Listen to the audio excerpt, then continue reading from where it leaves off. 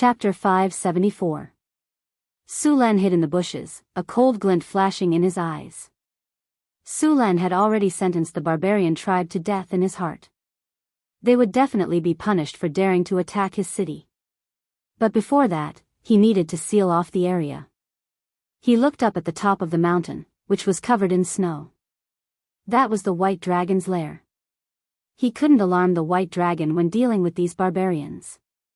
A faint magic power came from Sulan, but the barbarians in the camp didn't notice it at all. They were still busy with their own tasks. A few barbarian warriors were wrestling in the open space, while the dragonkin warriors sat beside them and ate meat.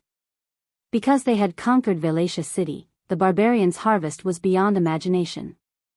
Originally, most of the barbarians used bone and stone weapons. Now, they had all changed to metal weapons. Some of the barbarian warriors even wore full-body armor.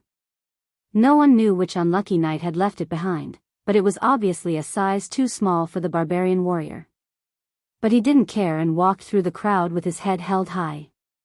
It was difficult to cast a spell to cover the entire camp, and it was even more difficult to cast it in order to prevent the white dragon from discovering the magic waves. In order to suppress the magic waves, Sulan lengthened the casting time by several times. Finally, a dim and weak light flashed, and the spell was finally released. Silent Domain. Maximum spell plus silent spell cast. A transparent barrier descended from the sky, instantly enveloping the entire campsite.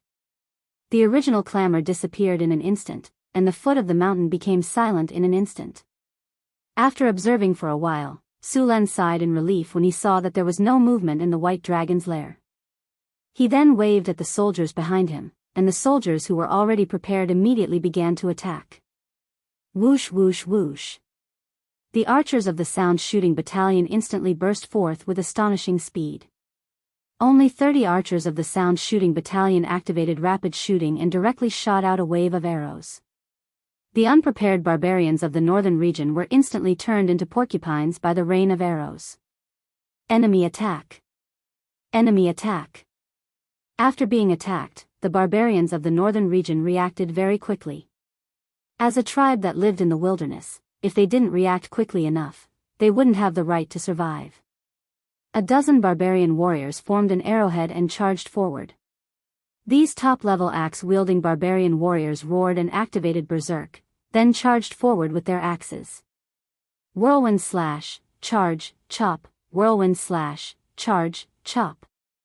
Although the moves were simple and crude, corpses were everywhere they passed. The axes of the barbarians' axes broke bones and tore tendons. Although the northern barbarians were strong, they were no better than little chicks when facing this group of berserkers. With a flash of lightning, the storm halberd appeared in Suluan's hand. Then, with a flash of lightning, the two barbarian warriors who had just rushed up were instantly turned into charcoal. Chop! Sullen's storm war halberd swept across. The blade of the halberd shone with a cold light and pierced through the scales of another dragon barbarian. Blood splattered everywhere. A hideous wound appeared on the dragon barbarian's chest. The sharp blade of the halberd had cut through the dragon barbarian's ribs. The white bone stubble made one's scalp tingle. The colorful internal organs were steaming and falling out. Battle cries rang out everywhere. Facing the well-prepared army of Florence, the barbarians of the northern region were forced to retreat. Although the battle had been developing in their favor, Sulan's army had also suffered a lot of losses. The barbarians of the northern region had obtained a large amount of resources and various weapons after conquering Velatia City. They were 10 times stronger than the broken weapons they originally had. The steel weapons were naturally lethal. Fortunately, Sulan had brought elite troops this time. Although the 1st Legion of San Felto City had recruited a lot of new soldiers, the main force of the army was Sulan's men from the northern city. They were powerful and were the backbone of the army. Get out of the way. At this time, a scorching hot fireball instantly smashed towards the charging crowd. The orange-red flame carried a scorching hot aura as it flew over. At this time, a tall figure instantly jumped up and swept the giant axe in his hand. A chi blade swept out from the axe blade and instantly split the basketball-sized fireball into 2 halves. Boom! With a loud bang, the fireball exploded. It was as if a ball of red-hot molten iron had exploded. Golden red scorching flames flew all over the sky. The tall figure was blown far away. The giant axe in his hand was blown to pieces, and the iron armor on his body was scorched red by the flames. Fortunately, the quality of the armor was good, and it was not damaged by the explosion. Otherwise, this would have been enough to take his life. Sulen casually sent a green aura into the barbarian's body. The barbarian's injuries from the explosion began to heal quickly. After the fireball was blown up by the axe, the flames splashed everywhere. The most unlucky ones were the barbarians who lacked armor. Sulen's troops were all wearing armor. Although the flames splashed by the fireball were hot, the armor didn't affect them too much. However, the barbarians were not so lucky. A rain of fire splashed out, and the dirty furs on their bodies quickly burned. These barbarians in the northern wasteland didn't know how to make leather. Moreover, most of the leather on their bodies was covered in oil. When the sparks landed on them, a raging fire immediately rose. Before those barbarians could react, the fire had spread to their bodies. Many of them directly turned into human-shaped fireballs. The morale of the northern barbarians, who had been defeated, was even lower. Soren's hand flashed, and a lightning spear appeared in an instant. With a flash of lightning, it flew out in an instant. Lightning spear. The dragon sorcerer, who had just released the fireball, suddenly felt a sharp pain in his heart. The next second, boundless darkness shrouded him. After killing the dragon sorcerer, the resistance of the northern barbarians began to weaken. Many of them had begun to sneak away, but Sulen, who had already surrounded the whole camp, would not let any enemy go. The barbarians who had fallen into a desperate situation fought madly with bloodshot eyes. They wanted to rush out a path of survival, but it was destined to be futile. The archers who had been guarding the perimeter had long stopped the rain of arrows and started to target the barbarians. These archers were all godly archers. They directly sniped the barbarians who resisted fiercely. With the continuous killing, the resistance of the northern barbarians became weaker and weaker. This tribe of 2,000 people had completely lost the ability to resist. The whole camp was full of barbarians' corpses. About half an hour later, the cries in the camp gradually disappeared. All the rebels were killed, and the rest were captured. It could be said that this battle was a total victory. Your Majesty, all the northern barbarians are here. In addition to those who were killed, there are more than 1,300 people captured. Among them, 230 were seriously injured, and the rest were lightly injured or uninjured. None of them escaped. In this battle, our army lost 37 people, 120 were seriously injured, and no light injuries were taken into account. It was a total victory, a servant said respectfully. Clean up the battlefield and escort the captives back to the city of Vadia. Kill those who are seriously injured, Sulen said coldly. It was as if the more than 200 seriously injured people were just some cold numbers. Take care of the injured brothers properly. Bring the seriously injured here for medical treatment. Soon, all the seriously injured were sent to Sulen's tent. To Sulen, as long as they were not dead, even if they had lost an arm or a leg, he could just put the arm back and use the living healing spell to save them. More than 100 seriously injured people were quickly treated. Sulen could not bear to see these people die or become disabled and retire. These seriously injured people were all excellent soldiers, much stronger than the newly recruited ones. Sulen's healing spell allowed his army to grow rapidly. Every veteran who had been on the battlefield and had rich experience in killing were very precious. As long as these veterans were there, they could quickly build up an army. Bring some of the surrendered barbarians here. I have something to ask them. Sulen said after casting the spell. Yes. The guard at the side hurriedly left. Soon, a few surrendered barbarians were brought over. Kneel. The guards behind him lifted their legs and kicked the barbarians' knees, pressing them to the ground. What is your position in the tribe? Sulen looked at the barbarians in front of him. The barbarians looked at each other and said, I am the tribe's priest. You should know about that dragon, right? Sulan asked directly. Yes. Where did it come from? How long has it been here?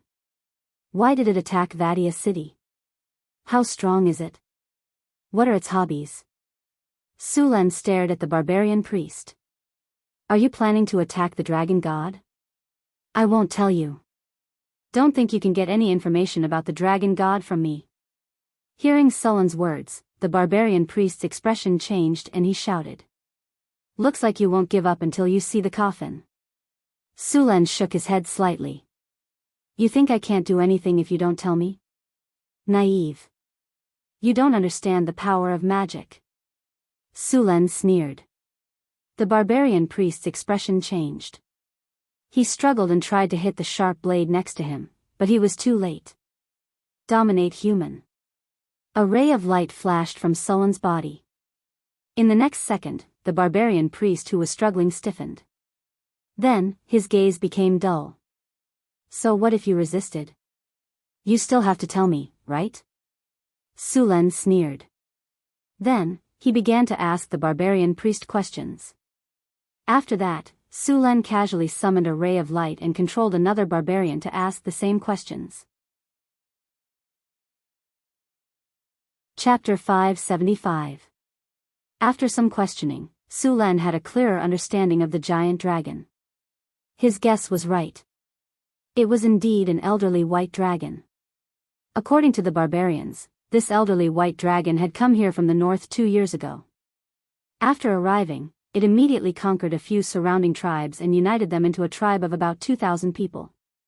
After converting a group of dragon descendants, it went into a deep slumber. It was only a year ago that the white dragon woke up and began to move around. The white dragon had attacked the city of Velatia because it wanted more wealth. After observing for a long time, it made its move. As expected, the city of Velatia was conquered by the white dragon, and all the wealth in the city was plundered. His followers, on the other hand, obtained a large amount of weapons and resources. After understanding the situation of this white dragon, Sulan began to prepare to slay it. This white dragon was not considered strong among the giant dragons. Its followers had been wiped out by Sulan, and now only the dragon itself was left. According to various records, many giant dragons would enslave large numbers of servants and followers. The most successful example was the Red Dragon Queen in the south. Giant dragons could enslave most monsters as their servants, including all your own species and even those weaker than them. Therefore, most of the time, when facing a giant dragon, it was not just a single dragon, but an entire army. Take the Red Dragon Queen for example. She had several red dragons under her command, as well as numerous dragon descendants. She relied on her powerful strength to suppress the southern countries and make them tremble in fear. Every year, they had to pay her taxes. Even the churches of the gods were not willing to provoke her. Many people thought that they could slay a dragon after reading some so-called strategy guides, but these people were usually killed by the dragon servants at the first checkpoint. As for the bard's stories of knights slaying dragons with the help of a group of companions, they were basically just rumors. If one wanted to slay a dragon, the first thing one had to face was its army of monsters. Dragons would not be stupid enough to fight one-on-one with you. They would use all their advantages to fight. For example, if a warrior were to fight a dragon, he would be in a passive state. The dragon could fly, but the warrior couldn't fly. Arrows couldn't reach the dragon either. Only when the dragon swooped down would the warrior have the opportunity to attack. However, this opportunity often represented a great risk. If the warrior wasn't careful, he would die on the spot. Moreover, compared to hand-to-hand combat, giant dragons preferred to use their dragon breath to destroy their enemies. For the winged dragons, they had complete strategic initiative. They could fight and leave as they pleased. When the dragons sensed danger, they would also flee. Therefore, when a warrior or knight fought a dragon, the first thing they should do was to make it unable to fly. If they couldn't do that, then they should retreat as soon as possible. Most melee classes were at a disadvantage in the air. There was no combat aura in this world that could allow warriors or sword saints to fight in the air, unless they raised their strength to advanced legendary and mastered the domain. All of you stay here. I'll go up alone, Sulan said. Your Majesty, let us go together. Isn't it just a dragon? We have a dragon-slaying weapon to deal with it, a barbarian warrior said while waving a dragon-slaying spear. This dragon-slaying spear was specially used to deal with giant creatures. The body of the spear was tough and sharp. There were barbs on the spearhead, and there was a blood groove on the side. When the spear stabbed down, the hook would latch onto the muscles and fascia. Once it was forcefully torn, it would cause an even more terrible wound. The blood groove on the spearhead would quickly drain the blood of the prey. Sulan thought for a moment, then said, "Those whose strength is below Tier 3 don't need to go. Those whose strength is above Tier 3 take the javelins. Remember, when facing a dragon, don't stand in a group. Spread out and pay attention to dodge. Don't fight the dragon head-on. You won't be able to win. It can tear you apart with a casual attack." Sulan picked up a javelin and held it in his hand. He continued, "Use these javelins to shoot. Don't think about attacking other places. Aim at its dragon wings. As long as it dives down, use the javelins to attack its dragon wings." Dragons had a layer of tough dragon scales, and under the dragon scales was a layer of dragon skin. Its defense was very strong. However, the only part of its body that did not have dragon scales was its wings. Of course, it was said that there were no dragon scales. In fact, it was a layer of very small scales. Its defense was far lower than other parts of its body. Of course, not all dragons relied on their wings to fly. They relied on a kind of spell-like ability. Many pure-blooded dragons' wings were only for auxiliary purposes. Even if their wings were injured, it would still not affect their ability to fly. However, the white dragon Sulan was preparing to deal with now was not one of them. Once the white dragon's wings were injured, it would definitely be unable to fly. At that time, the difficulty of killing the white dragon would be reduced by half.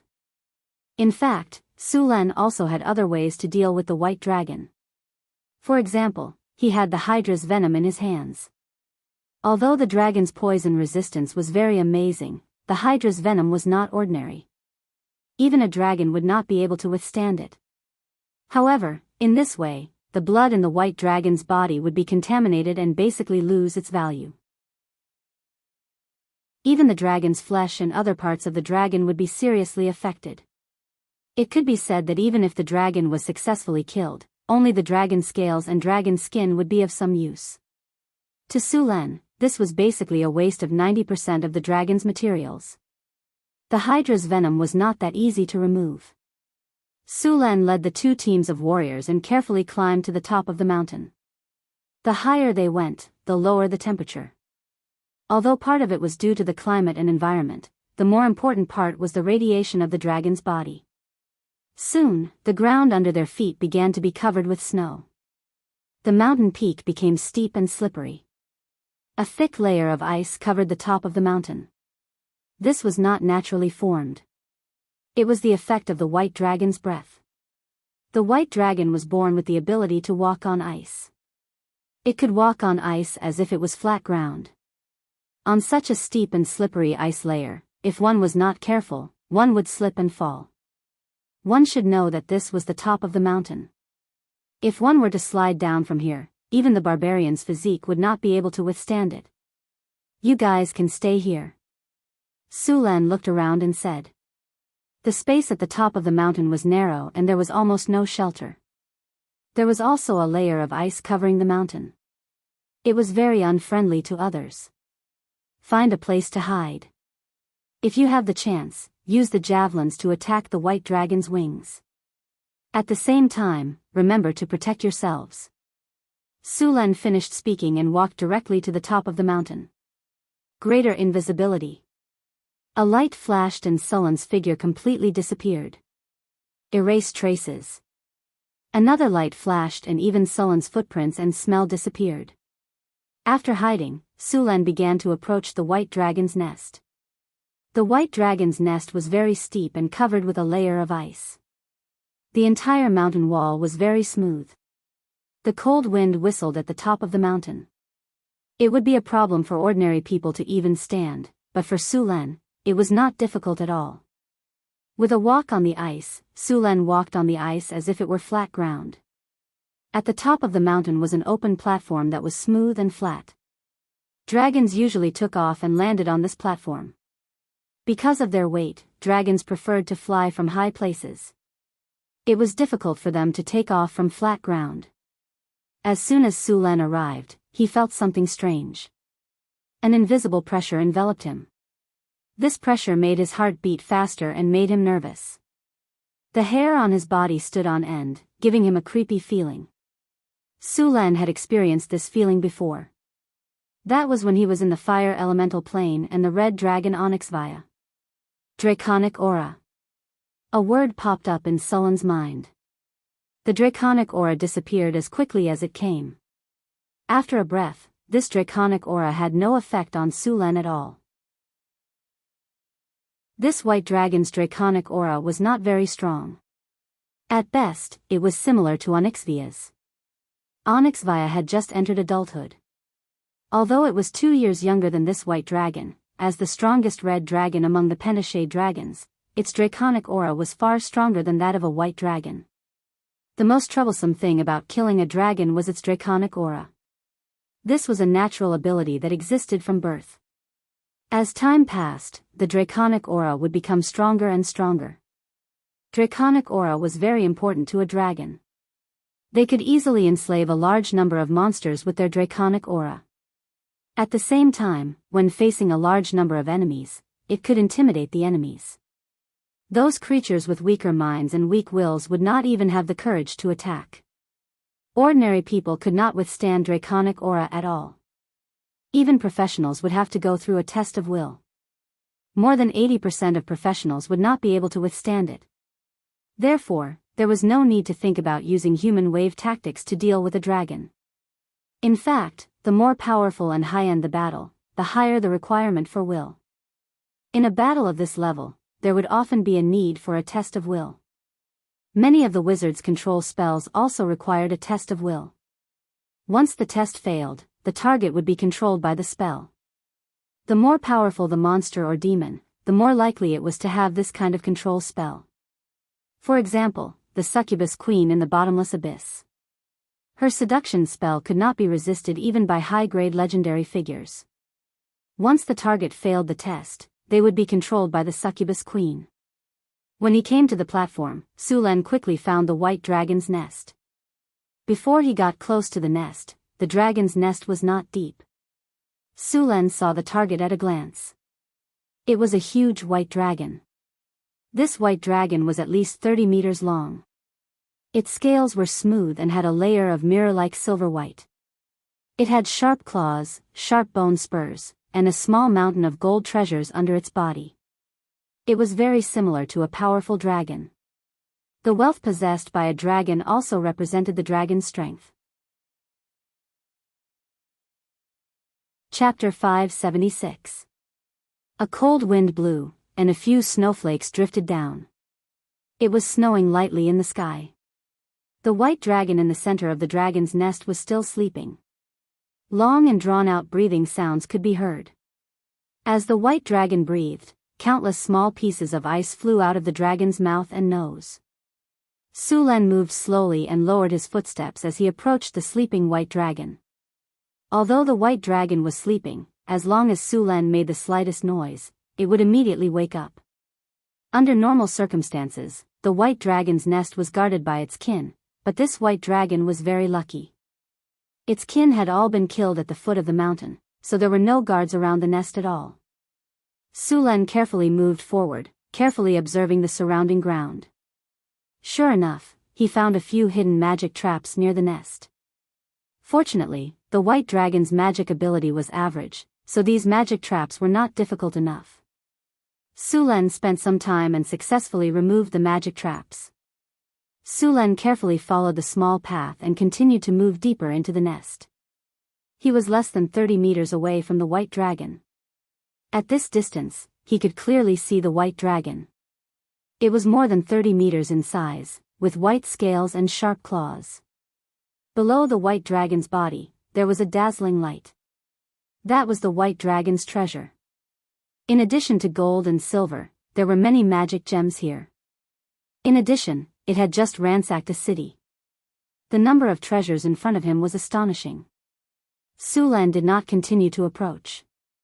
He was not a professional thief, and he was not confident that he could continue to approach without waking the white dragon. However, this distance was enough. If he wanted to, he could close the distance in the blink of an eye. Sulan's figure immediately pounced on the white dragon. The moment he moved, the white dragon seemed to sense something. Its body moved slightly, and in an instant, it opened its huge eyes. Roar! The white dragon's painful roar instantly resounded in the dragon's nest. Sulan only felt his ears rumbling. The storm war halberd with infinite lightning instantly slashed on the white dragon's wing bone. A sound of fine iron colliding rang out, and the hard dragon bone was directly broken. The dragon, who had just woken up, immediately felt the excruciating pain. It immediately spat out a mouthful of dragon breath at Sulan. A bone-piercing chill spread out. Sulan's body stiffened, and the ice dragon breath gushed out. At this moment, a flash of light appeared, and Sulan's figure disappeared. The extremely cold ice dragon breath instantly enveloped the place where he had been. Even the air seemed to have frozen. Although the white dragon's breath was the weakest of the chromatic dragons, and its damage was only half of that of the red dragons, the slightest contact with it would cause one's body to stiffen, which was very unfavorable for melee professions. Sulan's figure appeared at the entrance of the cave. He waved his hand and a lightning spear appeared in his hand. He then threw it at the giant dragon and ran out of the dragon's nest without looking back. Rumble. Muffled thunder came from the dragon's nest. Despicable ambusher, how dare you ambush the great king of the north? I will freeze you into an ice sculpture and smash you into powder. The giant dragon roared angrily, followed by the sound of flapping wings. In the next second, the white dragon's huge body rushed out of the dragon's nest. The dragon race's agility was not high. Adult giant dragons could be said to be clumsy on the ground, but their speed was not slow. The white dragon rushed out of the dragon's nest and swooped down. It spread its huge dragon wings and flew up in an instant. Then, it opened its mouth and spat out a dragon breath, wanting to freeze Sulan into an ice sculpture. The white dragon breath flashed with countless ice crystals in an instant. Sulan's body flashed again, and the moment before the dragon breath arrived, he disappeared and reappeared above the white dragon. War roar. The huge roar resounded through the sky, and a powerful sound wave spread out from Sulan's body. The terrifying sound wave spread out like a wave, accompanied by an intense energy fluctuation. With Sulan as the center, the sound wave spread out rapidly within a 500-meter radius. The hard ice on the mountain top was directly shattered by the loud sound. The white dragon felt as if its head was hit by a hammer. A wave of dizziness came over it, and its huge body began to fall. At the same time, the soldiers who were already prepared appeared. The valiant soldiers who were already prepared wore earmuffs and were a little far away. In addition, their physical fitness was good. Although they were also affected by the war roar, they did not feel dizzy. Whoosh! Whoosh! Whoosh! Just as the white dragon was falling, the soldiers threw out heavy javelins. The gleaming javelins cut through the air and instantly hit the white dragon's body. Some of the javelins hit the dragon's scales, but most of them were bounced away. Only a small number of javelins barely broke through the dragon's scales, but some of them hit the dragon's wings. The defense of the dragon's wings was not as strong as the other parts of the dragon. Many javelins directly penetrated the dragon's wings, and then the barbs pierced the muscles and fascia and hung on the dragon's wings. After the white dragon was attacked, it immediately woke up from the dizziness. It endured the pain and struggled to fly up. However, how could Sulan let go of this opportunity? Thunder slash. Dazzling lightning burst out from the storm halberd, and then slashed at the white dragon's wings again. The halberd cut through the air, and a sharp whistling sound was heard. The storm halberd once again hit the white dragon's wing bone. Roar! The white dragon roared in anger and pain. Sulen jumped and flipped onto the white dragon's back in an instant. He exerted force with his feet. Sulen ran quickly on the white dragon's back.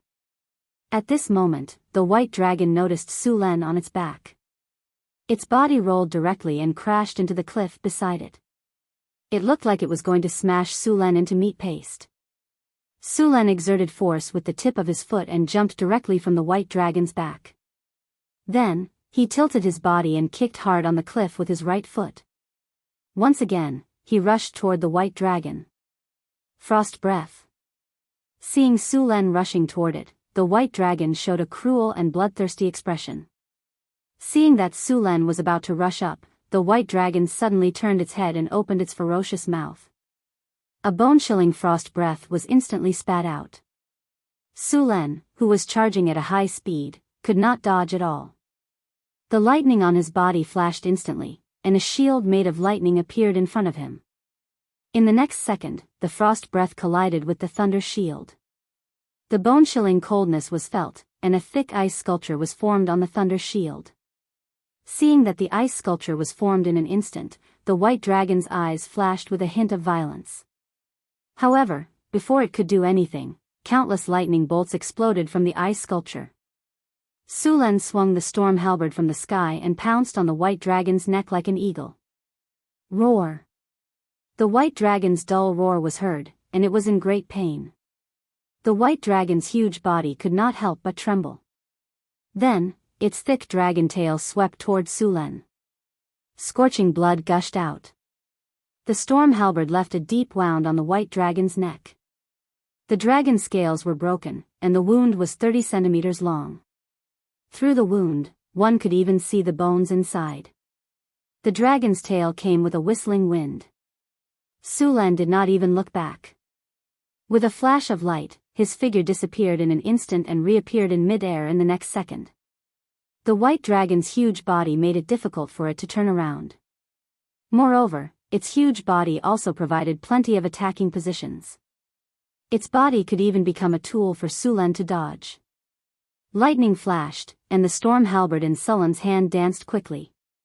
Cold light slashed continuously on the white dragon's body. The white dragon's hard dragon scales could not block these attacks at all. Soon, a large number of wounds appeared on the white dragon's body. However, these wounds were not serious. They were just some superficial wounds. Relying on the white dragon's strong recovery ability, the bleeding would soon stop. The damage caused by Sulen's rapid and continuous attacks was limited. Perhaps the white dragon was tired of Sulen jumping up and down beside it, so it directly breathed dragon's breath on its body. For the white dragon who was immune to frost damage, the dragon's breath only made it feel a little cold and did not cause any damage. However, Sulen had to dodge to other places. Seeing that the attack was effective, the white dragon did not stop. A strong wind covered its head. The white dragon flapped its wings. The wind whistled. Sulen stuck close to the white dragon's wings and dodged. After dodging Sulen, the white dragon immediately flapped its wings to attack. The javelins on the white dragon's wings played a role in this violent movement. After the white dragon flapped its wings, it directly tore a hole more than half a meter in the white dragon's wings. Bright red dragon blood gushed out. Not only did the attack not hit Sulen, but it also caused more serious injuries. The white dragon's flying ability was completely destroyed. This kind of injury would prevent the white dragon from flying for a long time. Of course, with the powerful recovery ability of the dragon race, this kind of injury would be completely healed in a month at most. The immense pain from the white dragon's wings caused its body to tremble. Its movements also became stiff for a moment. After seeing this flaw, Sulen did not hesitate at all and instantly rushed forward. The powerful power of thunder quickly gathered in Sulen's hands. The storm battle halberd once again bloomed with dazzling thunder. Sulen's halberd swept horizontally and once again slashed at the white dragon's neck. At this moment, 50 points of strength exploded. The storm battle halberd directly broke through the white dragon's scales, then cut through the tough muscles and fascia, and deeply cut into the white dragon's neck bone. A mournful dragon's roar sounded out, and the immense pain made the white dragon even crazier. It tried to throw Su Luan away, but Su Luan used this force to put away the storm war halberd. Although the white dragon's neck was not cut off, the injury was also very serious. Su Lan knew very well how hard the white dragon's bones were. Unless he was holding the silver sword of Gith or an artifact of the same level, it was basically impossible for him to cut off the white dragon's neck with one strike. The sharp pain from the white dragon's neck caused a trace of fear to rise in its heart. At that moment, it felt the fear of death. The fear in the white dragon's heart began to spread. After seeing Su Lan, the white dragon spat out a bone-chilling dragon's breath again. At the same time, a strange energy appeared in an instant. Ice fog spell. A large amount of ice fog rose in an instant and enveloped the white dragon. The ice fog spread quickly, and in the blink of an eye, it covered an area of a few hundred meters. Sullen's vision blurred, and the surroundings instantly turned into a white world. At the same time, a large amount of ice began to condense on Sullen's body. A flash of lightning flashed, and the surface of Sullen's body was instantly wrapped in lightning. All the ice fog around him was dispersed. It's hiding in the ice fog? Seeing the scene in front of him, Sullen's eyes quickly scanned the surroundings. However, it was a vast expanse of whiteness, and he could not see the white dragon's shadow at all. And as time passed, the surrounding coldness became stronger and stronger. Sullen's body flashed, and then he rushed out of the range of the ice fog spell in the next second. The white dragon hid in the ice fog, and the white scales on its body became the best camouflage color. There was no trace of it at all. Seeing this situation, Su Lan turned his palm, and in the next second, a flag appeared in his hand. Wind tornado. A powerful spell fluctuation came, and the wind elements quickly gathered. In the blink of an eye, 2 tornadoes that reached the sky appeared in front of him. The tornadoes moved quickly around, and the originally white ice fog was instantly blown away by the tornadoes, and the scene inside was completely exposed.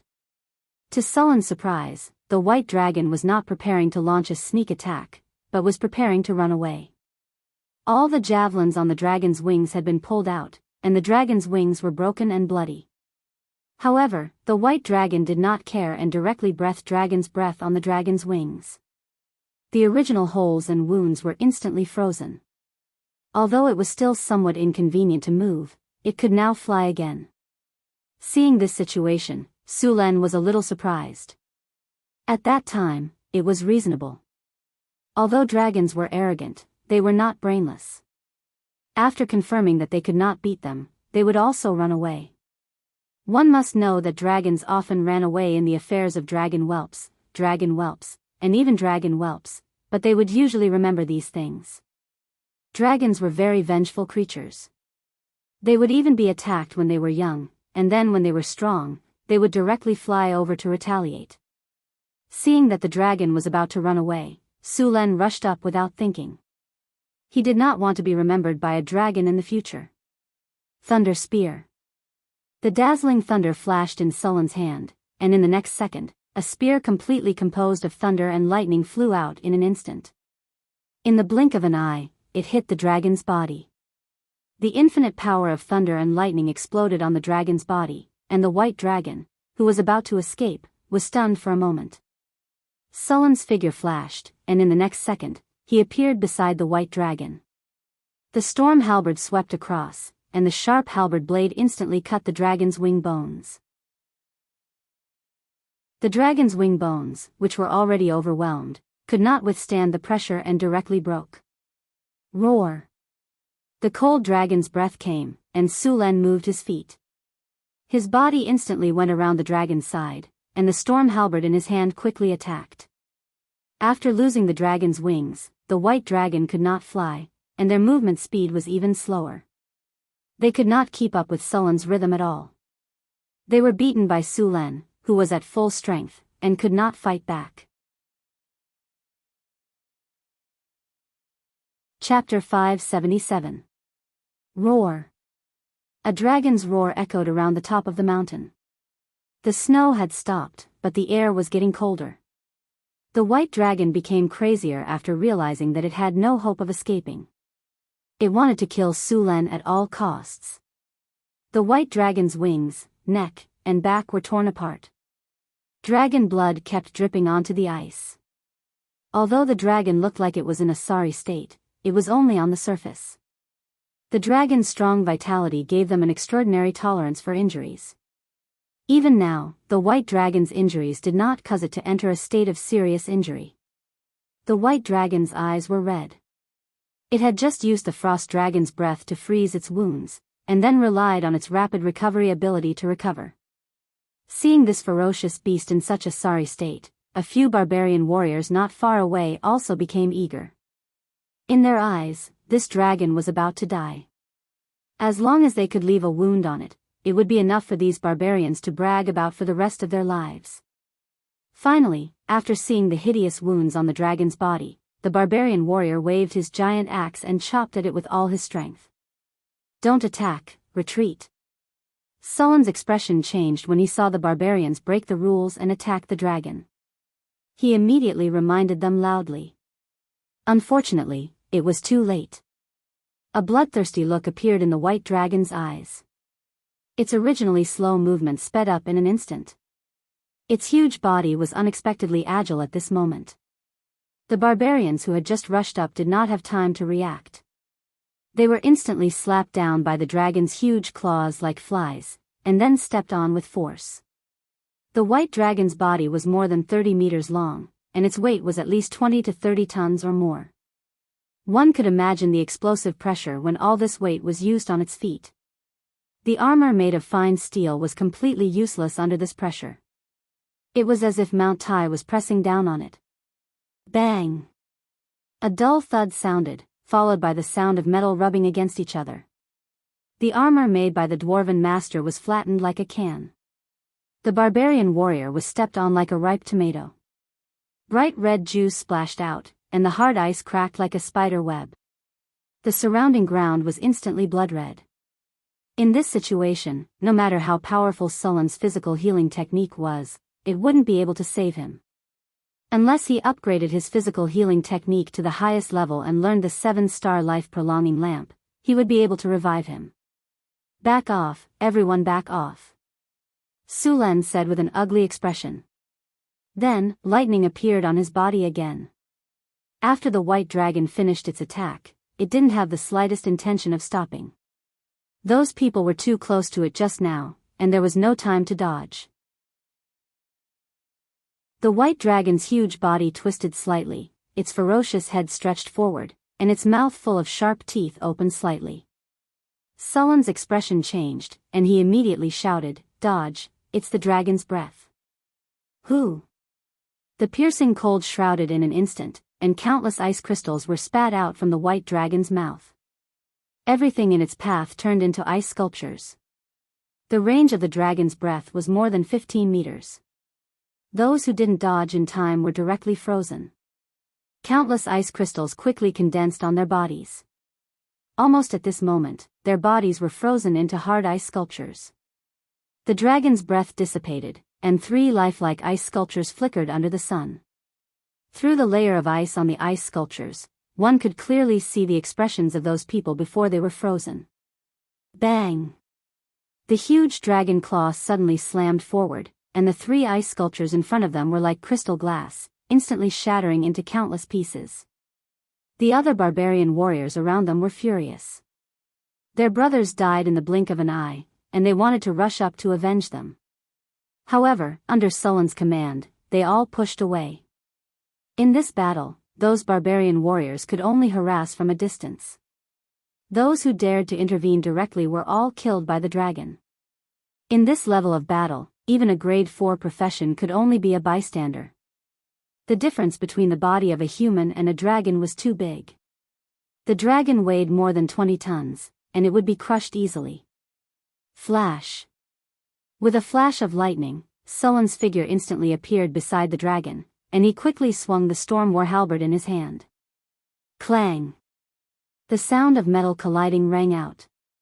The white dragon blocked with its claws, and the storm war halberd left a deep mark on its claws. A piercing pain came from the claws, and the white dragon opened its mouth and spat out another mouthful of dragon's breath. Sulen tiptoed, and his body changed direction in an instant with a strange posture. He narrowly dodged the dragon's breath, and then quickly circled to the dragon's feet. The storm war halberd in his hand cut along the dragon's scales, and then pierced into the muscle tissue under the dragon's skin. With a fierce twist, the white dragon's fascia was directly cut off. Dragon's blood sprayed out. Sullen's body was also drenched in dragon's blood, and a burning sensation came from his body. The dragon's blood was very corrosive, and its nature was like a strong acid. If one didn't have a strong enough constitution, just the dragon's blood alone could burn a person to death. In the songs of many bards, a dragon-slaying hero bathed in dragon's blood would become invulnerable, and his strength would increase rapidly. This saying was not accurate. Dragon's blood didn't have such a powerful effect. As for bathing in dragon's blood, it could indeed increase one's strength. There was a type of dragon's blood baptism ceremony that could enhance one's physical fitness, but this kind of enhancement was only effective for people whose constitution was below 40. Moreover, the dragon's blood baptism was divided into 5 levels, corresponding to the 5 types of dragons: red, blue, green, black, and white. 5 levels of dragon's blood baptism could directly promote a warrior below the legendary rank to the legendary rank. However, the dragon's blood baptism ceremony was obviously of little value to Sulen. After cutting off one of the tendons, Sulen didn't stop at all. He moved his feet and rushed out in an instant. The moment he rushed out, a thick and powerful dragon's tail swept directly at him. Sulen exerted force on his feet, and his body instantly leaped onto the white dragon's back again. Without any hesitation, Sulen quickly ran up the dragon's spine and quickly arrived at the dragon's neck again. At this time, the white dragon also noticed Sulen's intention. At the thought of the attack that almost cut off its neck not long ago, the white dragon didn't even think about it. It didn't care about the dragon's pride and directly rolled on the ground like a lazy donkey. Its huge body rolled on the ground like a small mountain.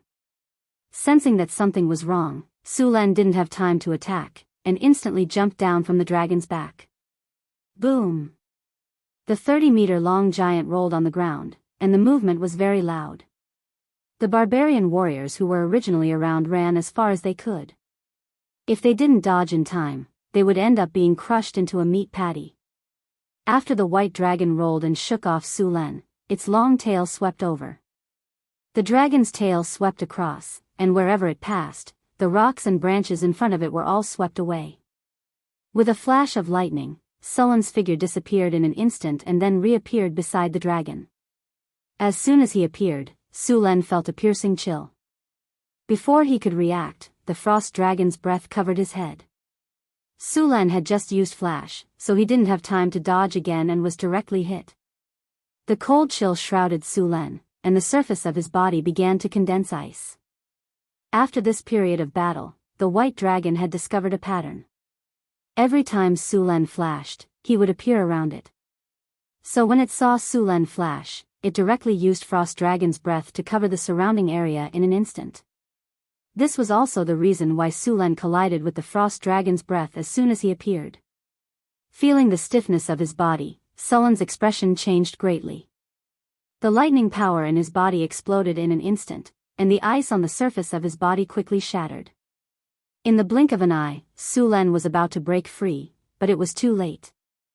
The huge dragon's tail swept over with a whistling sound. Sulen's vision turned black, and he felt a sharp pain. His body flew backward involuntarily, and the lightning shield on the surface of his body collapsed under this huge force. Bang! With a loud sound, Sulen crashed heavily on the rock, and the hard rock was directly smashed into cracks. After the white dragon sent Sulen flying, it didn't stop at all. It rushed up, ready to completely tear this guy who had caused it so much damage into pieces.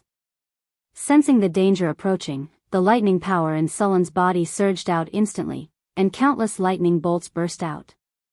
Sulen's figure was like lightning, and he quickly rushed toward the white dragon. This time, his burst of power was extremely shocking. In short distances, he was even faster than when he flashed. The moment he clashed with the dragon, Sulen instantly turned over and jumped on the dragon's back again. The storm battle halberd in his hand carried infinite lightning bolts as it swung down fiercely. Thunder slash. This time, Sulen used all his strength to attack the dragon's head. The blade of the halberd slashed at the white dragon's neck, and the huge force directly pressed the white dragon's head down, but it still didn't cut off its head. Sulen didn't care. The storm battle halberd in his hand slashed at the white dragon again, this time at the same position as before. The white dragon let out a mournful cry, and its huge body fell to the ground. The storm battle halberd sank deep into the dragon's neck bone. With a soft crack, the white dragon couldn't bear the huge wound. The dragon's neck bone was directly broken, and its breath of life was quickly fading away. The white dragon in front of him was finally dead. Congratulations, host, you have successfully killed an old white dragon. You have received 378,600 experience points. You have won the battle. Congratulations, host, you have successfully killed a powerful dragon. You have received the title of Dragon Slayer. Your name has been widely spread throughout the continent. Your name has been sung by bards. You have successfully killed a dragon. Your own creatures will fear your aura, and Penishade dragons will loathe you. The chances of evil dragons attacking you have increased. You have received the favor of the metallic dragon. Congratulations, host, you have successfully killed a powerful dragon. You have received 1 legendary skill point as a reward. You have received 3 diamond treasure chests as a reward. You have received the item Dragon Bone. Chapter 578. The battle is over. You have obtained the dragon blood baptism that you obtained in the battle. You have obtained a partial ability bonus.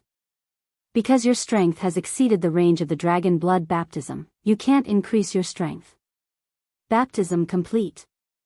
You have obtained a special talent, Dragon Blood Baptism, White. Dragon Blood Baptism, White. You have successfully killed an old white dragon. After this dragon slaying, you have undergone a dragon blood baptism and obtained a partial ability bonus. The dragon blood makes you stronger. At the same time, your skin becomes tougher. You have permanently obtained a natural armor point. Your toughness has increased by 1 point. This ability can be improved with the number of dragon blood baptisms. Scarlet blood slid down from Sulen's body.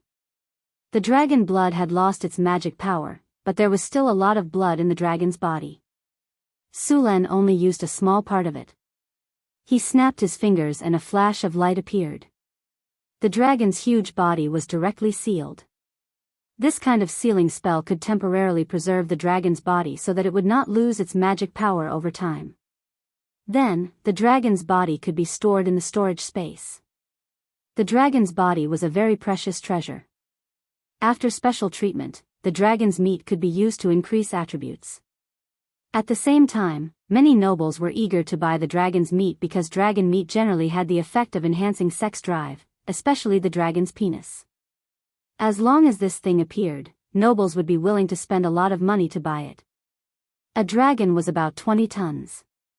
After excluding the scales, bones, claws, teeth, and internal organs, about 8 tons of meat could be obtained. The hard dragon scales were a good magic material. They could be made into dragon scale armor or other things. After processing and enchantment, dragon scale armor had amazing resistance to physical and magical attacks. The best way to make a dragon skin robe was to make a dragon skin robe. This kind of dragon skin robe was not made from the skin of a lesser dragon. A dragon skin robe made from the skin of a true dragon was at the legendary level. Since Hathaway became a legendary, her wizard robe could no longer keep up with her. Now was the time to change it. White dragons had enough dragon skin. Of course, the best quality was the dragon skin on their abdomen. It was soft, tough, and had a high magic conductivity. The dragon skin on other parts of the body was slightly inferior. Not only did the dragon skin robes have powerful magic resistance, but they also had decent physical defense. They were basically comparable to ordinary armor. Although the remaining parts couldn't be used to craft dragon robes, they could still be used to craft magic scrolls. Due to its excellent magic conductivity and amazing tenacity, dragon skin was an excellent material for crafting advanced magic scrolls. After all, there was a level 9 magic scroll in White Raven Tower that was made of dragon skin. In addition to these items, there was another important item, the dragon crystal. Not all dragons had dragon crystals. Only a few dragons would form dragon crystals. This was a powerful magic material. It was the condensation of a dragon's mana. It could be used to make many things.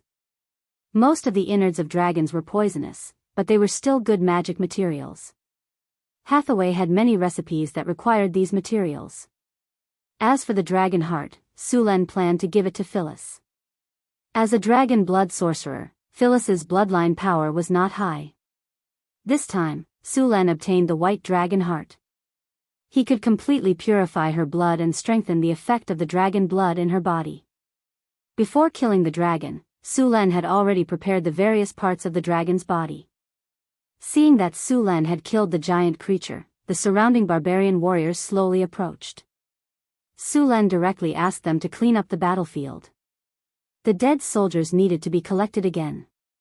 Although they had been shattered into ice shards, the two barbarian warriors still collected all the corpses, including the one that was trampled flat. Slaying a dragon not only represented the highest honor, but also represented wealth. After the dragon was killed, the huge wealth left behind would all belong to Sulen.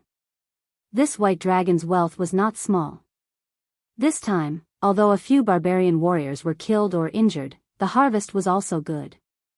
At the same time, the system notification sounded again. Dragon slaying successful. You have successfully slain a white dragon. The barbarian warriors under your command have followed you into battle. In the process of fighting the dragon, they have gained additional will. Survivors will permanently +1. All survivors morale +5. Dragon slaying battle, White Dragon, legendary battle June 1689 of the Radiant Moon calendar. You learned that a city in Sanfilto had been conquered by a dragon. Then, you formed an army and advanced into the distance, preparing to use them in the upcoming battle. You discovered the white dragon's tracks and cleared out its descendants in advance. Then, you started a battle with the white dragon. You successfully killed an old white dragon. As the battle ended, more and more people learned of your prowess, and your name began to spread across the continent. The dragon's nest was very big. After storing the dragon's body, Sulen began to collect wealth. After entering the dragon's nest, Sulen saw a small mountain of gold sand. So much gold. It's dazzling my eyes, a barbarian warrior murmured. Compared to normal humans, the barbarians were not very interested in money. They were more interested in eating and fighting. Pack up all the gold. Sulen glanced around and said. So many gems. There must be hundreds of them. A warrior beside him could not help but gulp. Sulen had brought his trusted subordinates with him this time.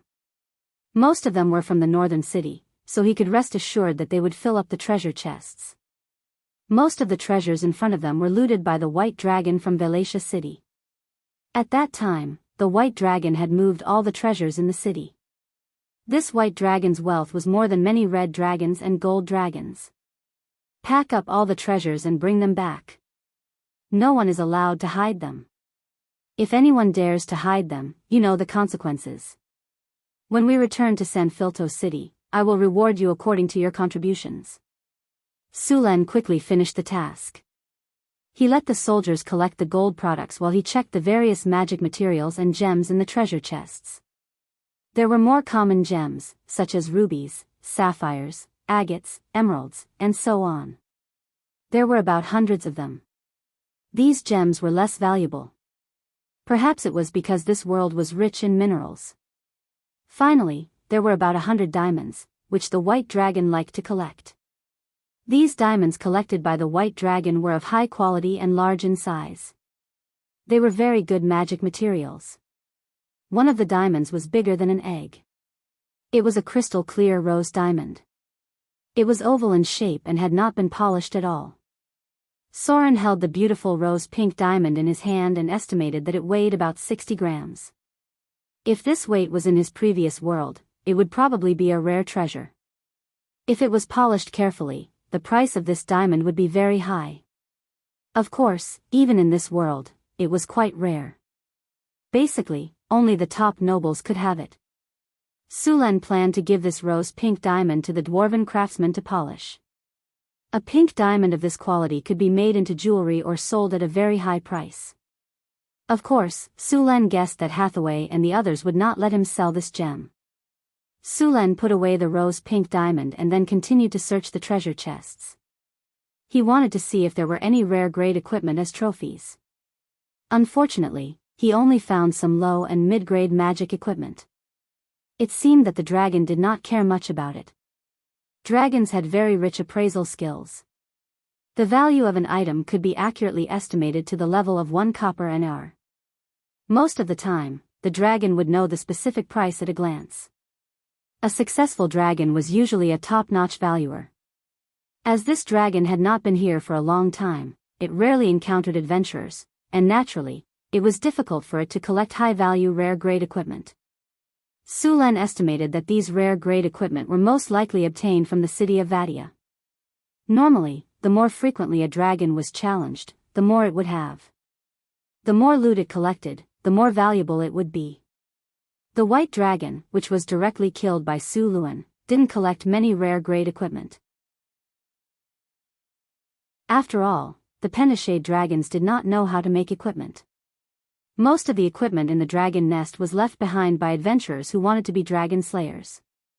Of course, the gold dragons and silver dragons of the metal dragons liked magic, so they also mastered the ability to make rare-grade equipment. Many of the gold dragons' collections were very shocking. As for the red dragon queen of the southern seas, Sulen estimated that she should be the richest person in this realm. No, a dragon. As for those who dared to have designs on this treasure chest, they were either burned to ashes or thrown to the bottom of the sea to feed the fish. In addition to these treasures, Sulen also collected magic plants around the dragon's nest.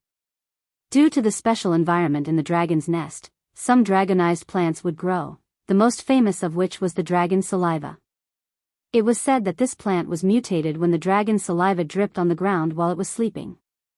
The dragon grass could be used to calm the nerves. The ambergris made from this material was very effective. For wizards, it could increase the efficiency of their meditation and increase the duration of their meditation. Other than the dragon grass, there was also the dragon scale grass. This plant was also mutated by the radiation around the dragon nest. The dragon scale grass was also a precious magic material. It could be used to make many potions. Sulen planned to try growing it in the mysterious realm. Although there was no white dragon, Sulen had a red dragon as his mount. After collecting everything, the entire battlefield was cleaned up. Even some of the dragon blood that had been sprayed out was collected and prepared to be used as fertilizer. Chapter 579. Under normal circumstances, the red dragon was the wealthiest among the chromatic dragons. The red dragon was powerful, arrogant, and liked to rob. An old red dragon usually had a shocking amount of wealth, so it attracted many adventurers to go and slay the red dragon. Of course, most of the time, they would give the red dragon equipment. An hour later, the dragon nest was finally cleaned up. All the gold and jewels were put into leather bags. Sulen's storage space was limited. It was already difficult to fit a dragon's body, let alone all the gold and jewels. He had to let the barbarian warriors carry them. Fortunately, the barbarian warriors were as strong as bulls. Each bag of gold weighed at least 300 to 400 pounds. Ordinary people would not be able to carry it, but they could easily carry it along the mountain path. "Boss, there's about 6,000 pounds of gold, thousands of jewels and diamonds, and 12,000 pounds of silver. We haven't tallied up the rest, but we made a lot of money this time." A warrior quickly calculated their gains. The white dragon Sulen had killed was an old one. It was about 800 to 1,000 years old. All the treasures in front of them were accumulated over 800 years. If a white dragon was so rich, one could imagine how rich the other dragons were. No wonder so many people wanted to be dragon-slaying heroes. The Kinnar coins minted in Northern Town were 80% gold. 1 Kinnar weighed 5 grams, which required 4 grams of gold. 6,000 pounds of gold could be used to make 750,000 Kinnar coins. Together with 12,000 pounds of silver, there were about 1,000,000 Kinnar coins. There were even more jewels and jewels. After everything was packed up, Sulan left the dragon nest with the army and returned to Velatia City. Velatia City would be rebuilt in the coming days. It was located at the northern border and was the gateway to the northwest. Sulan could not give it up.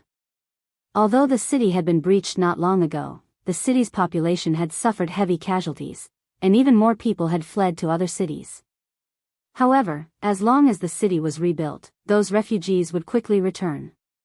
After all, not everyone could abandon the land here. After returning to the city, there were about 4,000 refugees in addition to the soldiers of Sanfelto's First Legion.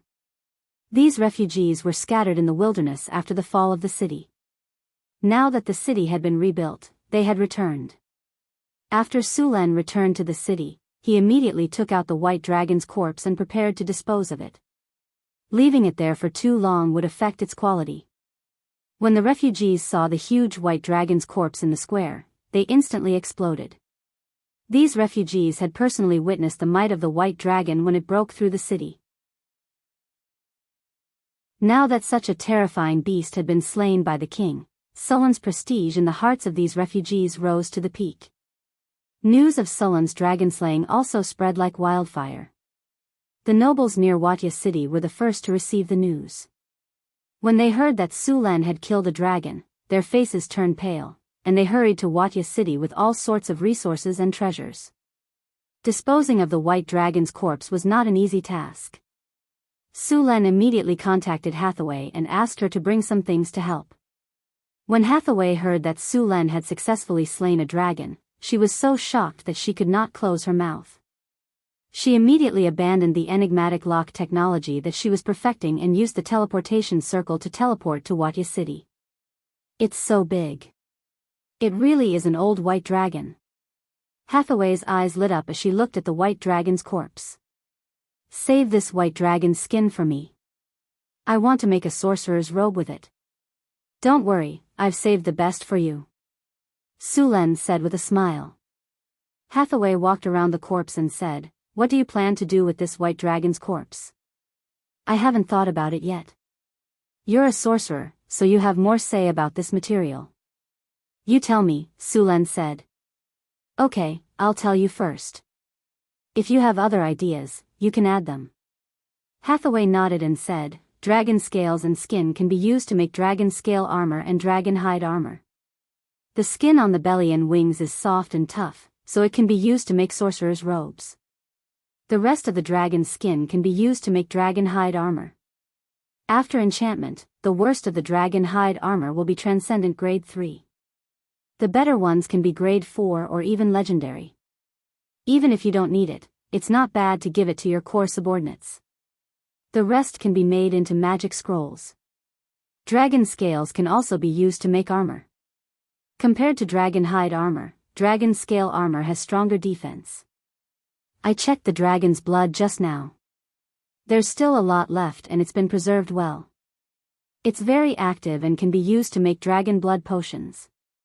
Of course, it can also be used to carry out dragon blood baptism. As for the dragon's heart, I suggest you give it to Sister Phyllis. Although she's a dragon disciple now, her bloodline purity and aptitude are average. This white dragon's heart can at least raise her bloodline to excellent. The innards of the white dragon can also be used to make lesser dragon blood potions. It can be sold or used as a reward. Hathaway quickly distributed the white dragon's heart. Let's do that. Sulan had no objections. He then started to deal with the body. Although the white dragon was dead, its skin was still very tough. In order to keep the skin intact, Sulan personally led a dozen barbarian skinning masters to work. It took a lot of effort to peel off the dragon's skin.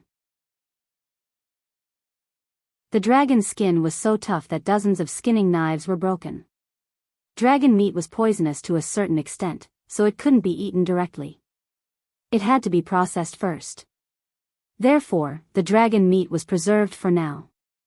There was also a long and thick dragon penis. This was good stuff. Perhaps Northtown could produce dragon dick wine in the future. Next were the dragon's tendons, teeth, and bones. Sulen planned to use the dragon tendon to make a whip for Phyllis, the teeth to make a scimitar or dagger, and the bones to make a dragon bone staff. Of course, there were plenty of dragon bones in a dragon's body. However, not all of them were suitable for crafting magic staffs. These dragon bones were excellent materials for crafting legendary battleships. When the time came for crafting a legendary dragon bone battleship, it would be a surefire way to fight naval battles. Although a part of the dragon's wings would be used to make dragon robes, the rest would be enough to make sails. Since the dragon's skeleton was used to make the dragon bones of a warship, the sails would be a good choice. All of the dragon's blood was extracted. The dragon's blood filled 7 large water tanks. Hathaway used a special crystal ball to preserve the dragon's blood. After all the parts of the dragon's body were cut up, only a complete dragon's head was left. Sulen didn't plan to make the dragon's head into a magical tool. It was better to keep it as a collector's item. Sulen planned to hang the dragon's head on a warship or the city walls of Northtown. Of course, he also took out the dragon crystal from the dragon's head. The dragon crystal had many uses. It could be used as a high-tier legendary soul crystal. It could also be used as a magical tool.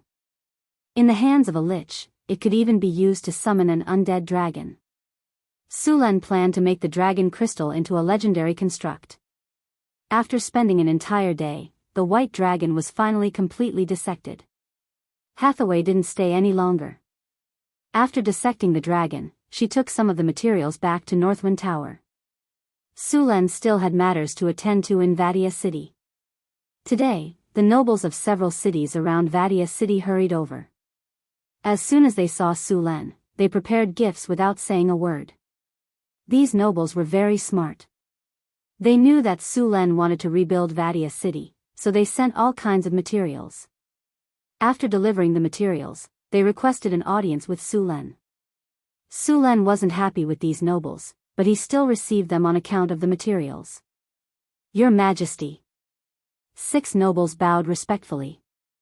The leader of the nobles was called Western Otto. He was the dungeon lord of the nearby Chilly Winterfell. Chilly Winterfell was the most powerful city in the surrounding area. It had a resident population of 70,000. Western Otto, dungeon lord of Chilly Winterfell. I remember that your city is only 50 kilometers away from Vadia City. Sulen stood up from his seat and said to Western Otto. Western Otto's expression changed. He lowered his head and said, "Yes, Your Majesty. You took half a month to travel 50 kilometers. I rushed over from San Filto City, but you weren't there. Can you tell me the reason?" Sulen said without emotion. I'm very sorry, Your Majesty." Western Otto broke out in cold sweat. Vadia City fell too quickly. I immediately mobilized my men after receiving their request for reinforcements, but by the time I gathered my men and prepared to depart, the city had already fallen. That's why you didn't go to the rescue? Sulen looked coldly at the middle-aged noble.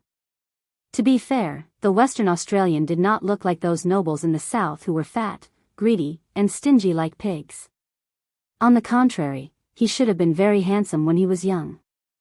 The hardships in the north had given him an iron-blooded temperament. Coupled with his noble temperament, he looked somewhat valiant. However, his behavior was more like a veteran. Your Majesty, shut up. Suluan forcefully interrupted their next words. A powerful aura erupted from his body in an instant, and the faces of the nobles on the other side instantly turned pale. The powerful aura made it hard for them to breathe. At this moment, they felt as if they were about to die. Sulen noticed that the nobles were about to collapse, so he retracted his aura. The nobles gasped for air with their mouths wide open like fish out of water. I was going to strip all of you of your titles, Sulen said in a low voice, and the nobles froze. However, it's too much to ask you to face the dragon. Since you don't dare to face the dragon, you can at least provide resources and manpower. Now that Vadia city is undergoing reconstruction, each of you must provide 5,000 men to replenish the city, as well as resources. Sulan didn't plan to kill the nobles, but he wouldn't let them off easy either. He wanted to take advantage of the situation to extort them.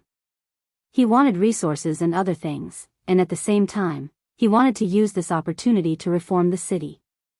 Rebuilding Vadia city would cost almost nothing, and the surrounding nobles would have to accept the reform. This was killing several birds with one stone for Sulan. After hearing Sulan's words, the nobles nodded in agreement, as if they had been pardoned. Sulan waved his hand expressionlessly, and told them to go back and prepare. Sulan was very experienced in rebuilding a city, and there was a large group of experienced craftsmen in Northern Town City. After giving orders, Sulan found a quiet room and went into seclusion. He hadn't used the system reward he received from killing the white dragon, and Sulan wanted to use it now. Although he received a lot of EXP from killing the white dragon, he didn't level up. However, he still received one legendary attribute point. Opening the system panel, Sulan chose to use it on Advanced Iron Will. A golden light shone, and Sulan's eyes turned golden. His Advanced Iron Will had become Legendary Iron Will. Sulan felt his mind become very clear at this moment. After upgrading Iron Will, Sulan opened his inventory and checked the system reward. Apart from the 3 diamond treasure chests, Sulan also received a dragon bone. This dragon bone was different from the one he received from cutting up the white dragon's body. The dragon bone in front of him was only a section of the spine. Sulan used appraisal on the dragon bone. With a flash of light, the dragon bone's attributes appeared before his eyes. Dragon bone, the most essential part of the dragon's body. It contains the dragon's power. Wearing it will grant the wearer dragon's aura, red dragon in its prime. The wearer's strength will increase by 5, up to 50. At the same time, it can be used as a supplementary material to upgrade weapons. Sulan's eyes lit up. This dragon bone could be used as a weapon upgrade material. In addition to the materials he received last time, he was one step closer to upgrading the Storm Battle Halberd. He planned to upgrade the Storm Battle Halberd to a divine artifact. After putting away the dragon bone, Sulan took out the 3 diamond treasure chests and prepared to open them. A gorgeous light flashed, and Sulan heard the system prompt sound in his ears. Congratulations, host. You have opened the diamond treasure chest. You have obtained the item Navy Camp Blueprint. Congratulations, host. You have opened the diamond treasure chest. You have obtained the item Moonlight Dew. Congratulations, host. You have opened the diamond treasure chest. You have obtained the item Ecosystem Information Technology. The Navy Camp Blueprint? Sulan's eyes lit up. This thing came at the right time. He was developing the trade route and Deepwater City. He was lacking a navy. Originally, he relied on Barbossa for training. Now that he had the Navy Camp Blueprint, he could train a navy on a large scale. Of course, this navy could also be considered a navy. With a stable source of soldiers, Sulan would soon have a powerful navy.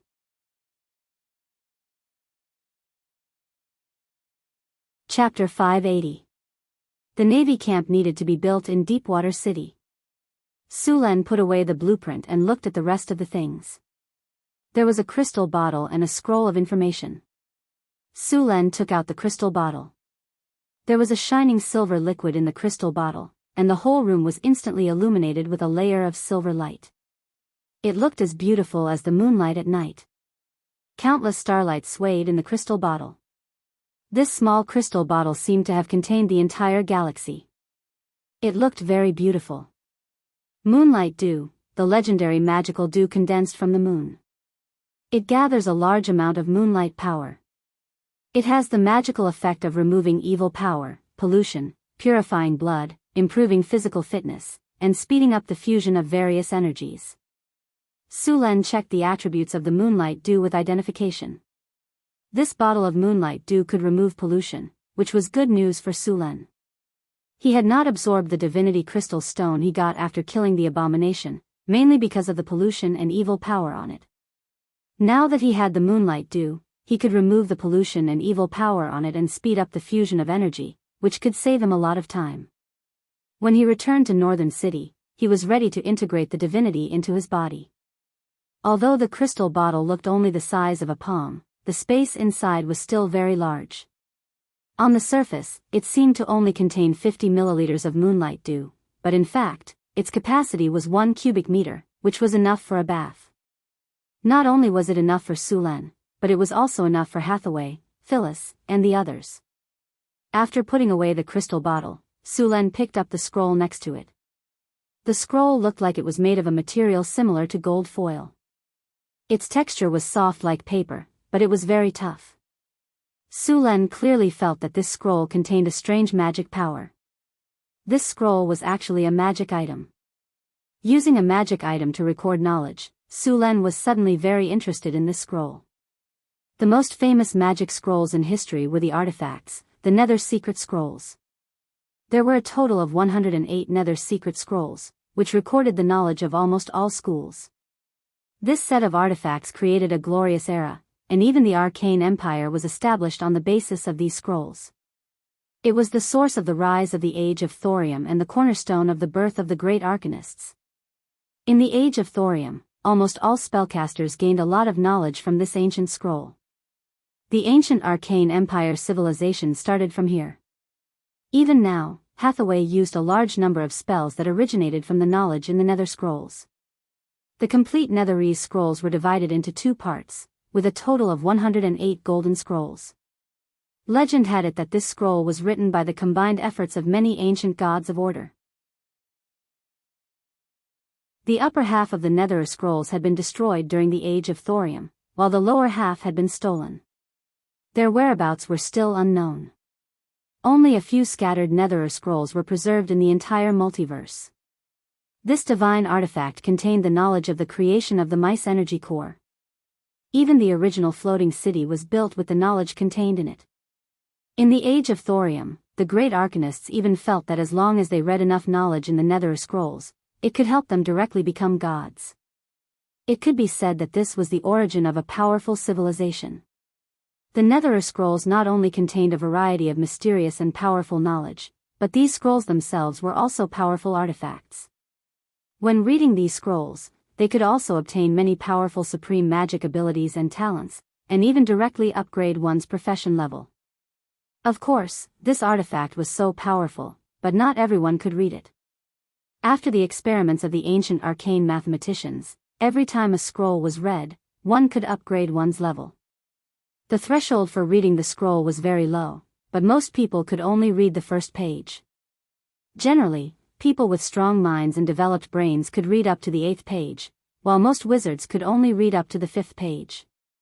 As for reading all the Nether Scrolls, since the discovery of the Nether Scrolls until now, no human had accomplished this feat. As for those who thought they were clever and wanted to read more knowledge, they were either crazy or their brains exploded from the knowledge. Of course, there were also ways for humans to read more Nether Scrolls without going crazy, such as divinity, or becoming a favorite of the gods. Divinity could rebirth matter, and naturally, it could also increase the limits of the human brain.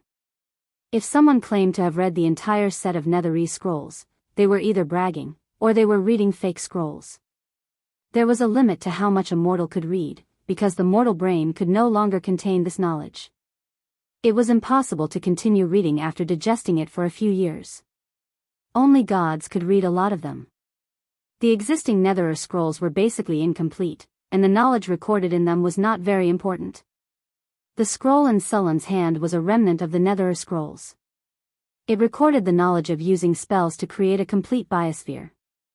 As long as this knowledge was mastered, one could build a complete biosphere even in the astral plane. This technology seemed useless, but in fact, it was an essential technology for the floating city. It was fine for the floating city in the prime material plane, as it did not require overly complicated ecosphere technology, and could be replenished at any time and place, but once it entered the astral plane or went to other planes for interstellar colonization, this technology was too important. There were many planes whose environments were not suitable for human survival. There was no air, no gravity, no water, and no sunlight in the astral plane. Without the support of a biosphere system, except for powerful wizards, ordinary people would die if they entered. Therefore, biosphere technology was very important to the floating city. Only with a complete biosphere technology could the floating city drift in the astral plane for thousands of years without any supplies. Sulen picked up the scroll and looked at it. This scroll was made of gold leaf and was 8 inches wide. There was a large amount of silver magic writing on the golden scroll. These magic words were constantly flowing slowly, as if they were alive. Sulen's nether scroll was incomplete. It was only 6 inches long, and the knowledge recorded on it was only about the construction of biospheres. Even so, this nether scroll was a very precious tool. One had to know that there might not be a complete nether scroll in the entire continent now. Sulen simply looked at the nether scroll. He could basically understand the knowledge recorded on it. Magic words were a very magical language. Even if you were completely illiterate, you would know the meaning of these magic scrolls when you saw them. However, it was not so easy to understand. It would take at least a few months for an ordinary person to read a nether scroll. How much knowledge they could master in the end depended on their own talent. Sulen's nether scroll could not increase one's talent or metamagic abilities. It could only allow one to master some spells and knowledge. It was not very useful for increasing one's strength, but it was very helpful for improving one's control of energy. After looking through the scroll, Sulen put it away. Now was not the time to study these things. There was still no sign of the floating city. However, when he returned, he could first open up a demiplane to experiment.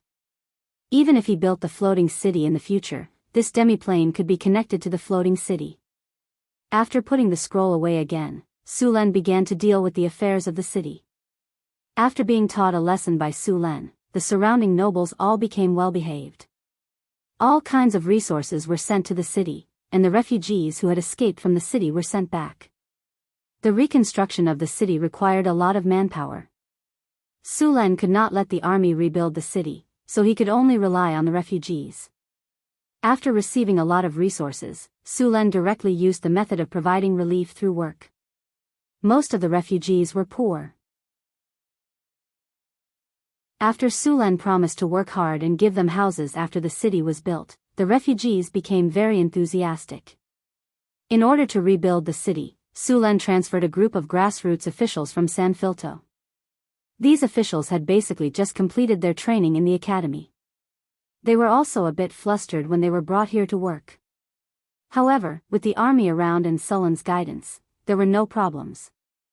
These people had been trained and had a good foundation. Although they were a bit flustered at first, they quickly adapted, and all kinds of work were on the right track. Northern Citadel already had enough experience with this method of providing relief through work. As long as there were enough resources and grassroots officials with good work efficiency and execution, it could be done easily. This method of providing relief through work had been proposed in ancient times. It was first implemented during the reign of Duke Jinggong of the Kingdom of Qi in the spring and autumn period. There was a story in the spring and autumn annals of Yen Zi that said, due to the hunger of the Kingdom of Qi, Yen Zi was forced to provide relief to the people because of the battle at Lumu. To put it bluntly, this method had long been used by the ancestors. It was not a bad method, but why wasn't it popularized? The key was the problem of governance. As long as the problem of governance was not solved, even the best policies would be useless. Many times, the country would allocate a lot of food during disaster years, but in the end, it would be good if even a tenth of it reached the hands of the common people. People were very familiar with all kinds of tricks like burning the granaries and borrowing food from the Yin soldiers. Sulen had the political education of the prison and the powerful supervision of the embroidered uniform guard. Those who dared to commit corruption were directly sent to the Eagle Castle to breed with the harpies. Only such a strict system allowed the officials of Northern Citadel to fulfill the conditions of providing relief through work. Otherwise, according to the nature of the nobles of this era, They would be lucky if they did not sell the refugees as slaves.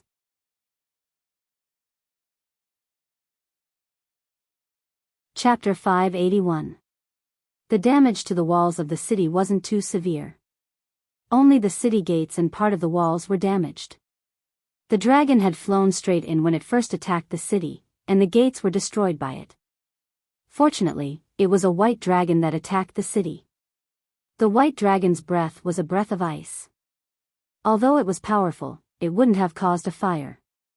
If it had been a red dragon, the city probably wouldn't have needed to be repaired. They could have just rebuilt it somewhere else.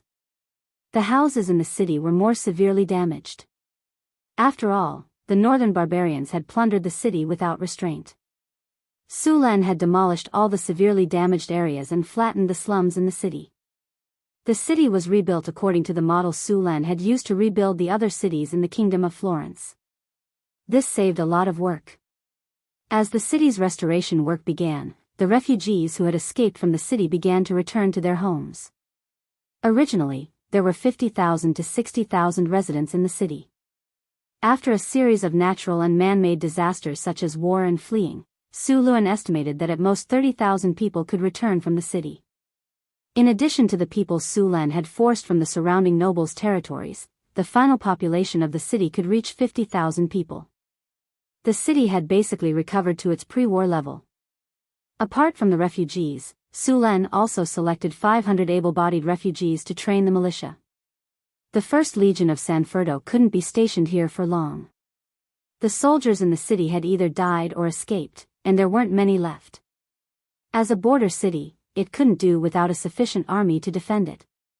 Sulan had no choice but to start the training from scratch. Training a militia of 500 people wasn't difficult. Sulan's veterans could easily do the job. After the training, Sulan ordered the barbarian warriors to bring the militia to the wilderness as soon as possible so that they could become capable of fighting. Because the city had been conquered, the surrounding land was completely out of control. Many kobolds and goblins had become much more active in the wilderness. Now that a new army had been formed, these monsters could be used as practice. At the same time, the captives would be sent to the city's construction site to work.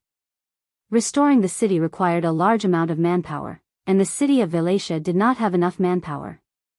Now that there were goblins and kobolds to provide the manpower, Sulan naturally did not mind.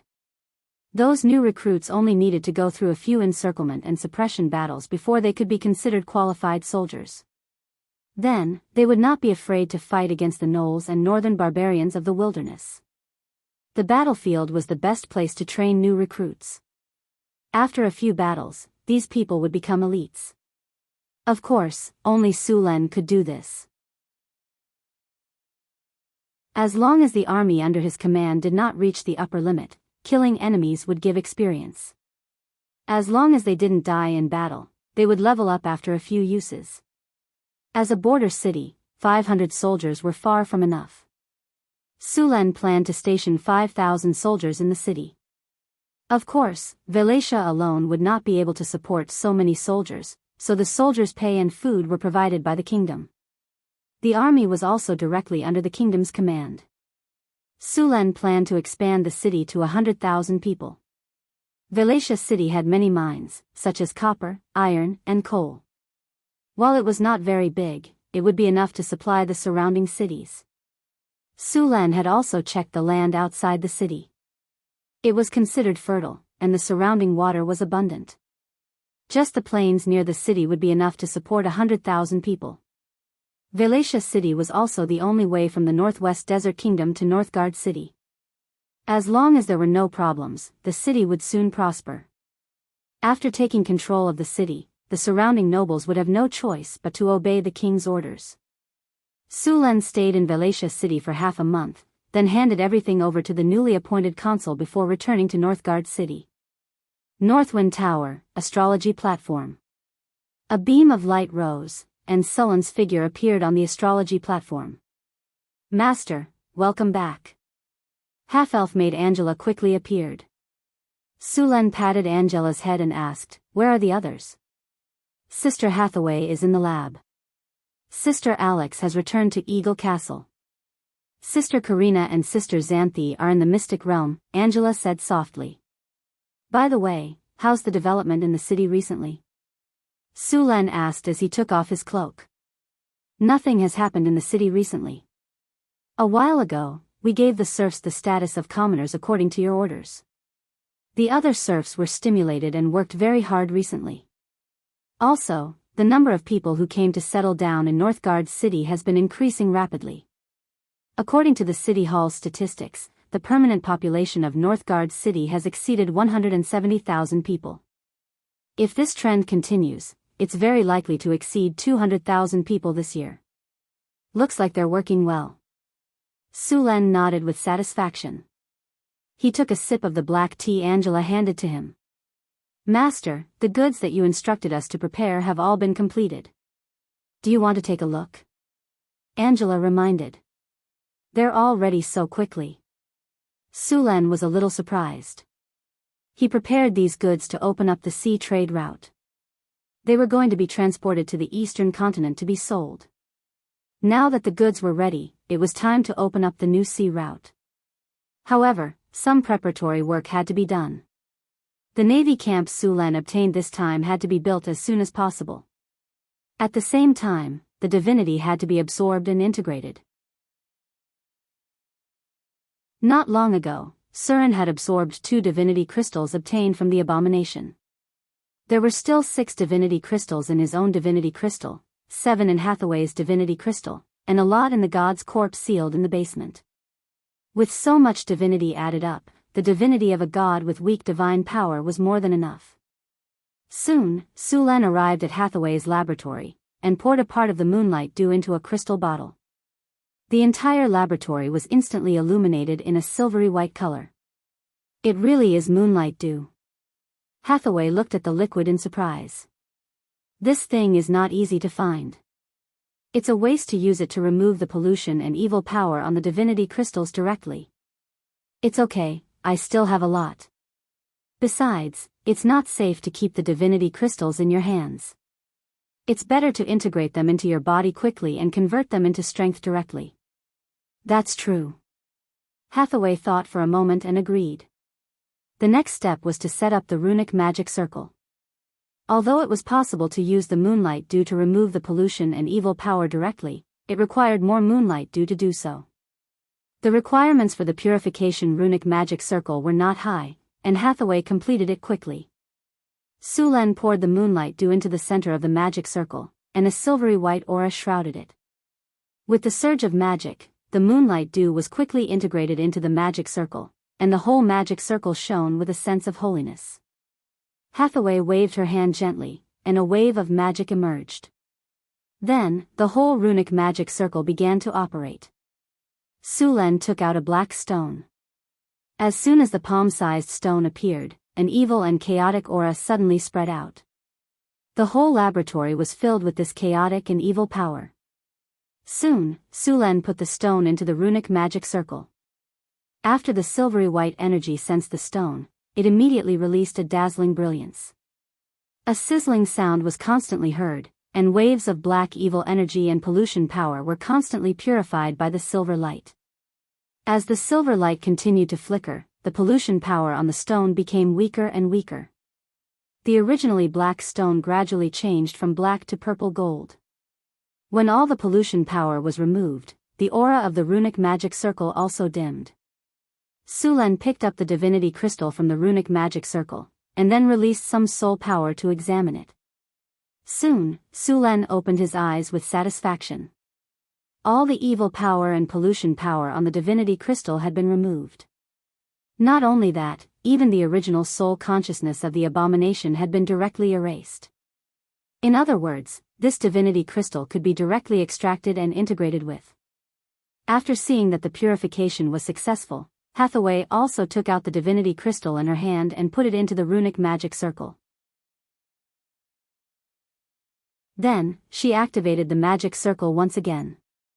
The silvery white aura lit up, and the two completely opposite energies continued to fight. The silver energy constantly removed the chaotic and evil aura on the divinity crystal. Sizzling sounds were constantly heard, and finally, all the evil aura was completely removed. The aura of the runic magic circle slowly dissipated. The moonlight dew in the runic magic circle had turned into a colorless and transparent liquid. The energy in the moonlight dew had been completely consumed. Sulan took out some moonlight dew again and gave it to Hathaway to integrate with the divinity. The power of divinity could directly change her body from the original mortal to a divine creature. Her physical fitness would be improved, and at the same time, her soul would become more powerful. Although it did not increase her magic knowledge, it would improve her learning, understanding, and control in all aspects. This was equivalent to directly increasing her upper limit. By the way, the goods to the eastern continent have been prepared. We will set off in a while. You can arrange the time when the time comes, Sulan reminded her. I know. I will arrange everything when the time comes. In addition, I will directly set up a teleportation circle on the magic ship. I can rush back anytime, anywhere. Hathaway waved her hand and carefully put away the divinity crystal and moonlight dew. That's good.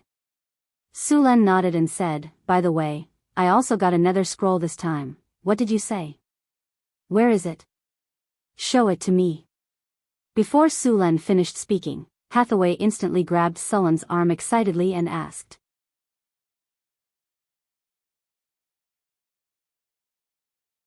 Chapter 582. What's the rush? Sulan grabbed Hathaway and pinched her nose. You're the chief wizard of the Northwind Tower. Who else can I give it to? Sulan took out a golden scroll from his inventory and handed it to Hathaway. This is the legendary treasure trove of knowledge, the Nether Secret Scroll. Hathaway looked at the golden scroll in front of her with curiosity. Legend has it that you only need to learn the knowledge in this scroll to level up your profession and obtain talents. So this is what the Nether Secret Scroll looks like. This is a remnant scroll. The knowledge in it is not a powerful spell. It's biosphere technology. If you have time, you can learn it. Anyway, you'll definitely need it to build the floating city in the future, Sulan said directly. Biosphere technology. Hathaway was a little disappointed. I was wondering if it was the technology to create the mice energy core. Are you dreaming? Sulan reached out and pinched Hathaway's bouncy cheeks, then put her down. The mice energy core can be said to be the top technology in the Nether Secret Scroll. How can it be so easy to get it? Sulan shook his head. Hathaway wrinkled her nose. Then what will be the energy core of the floating city in the future? Let's use the elemental fission furnace first, Sulan said after thinking for a moment. The energy produced by the elemental fission furnace is not enough to let the floating city leave the main material plane.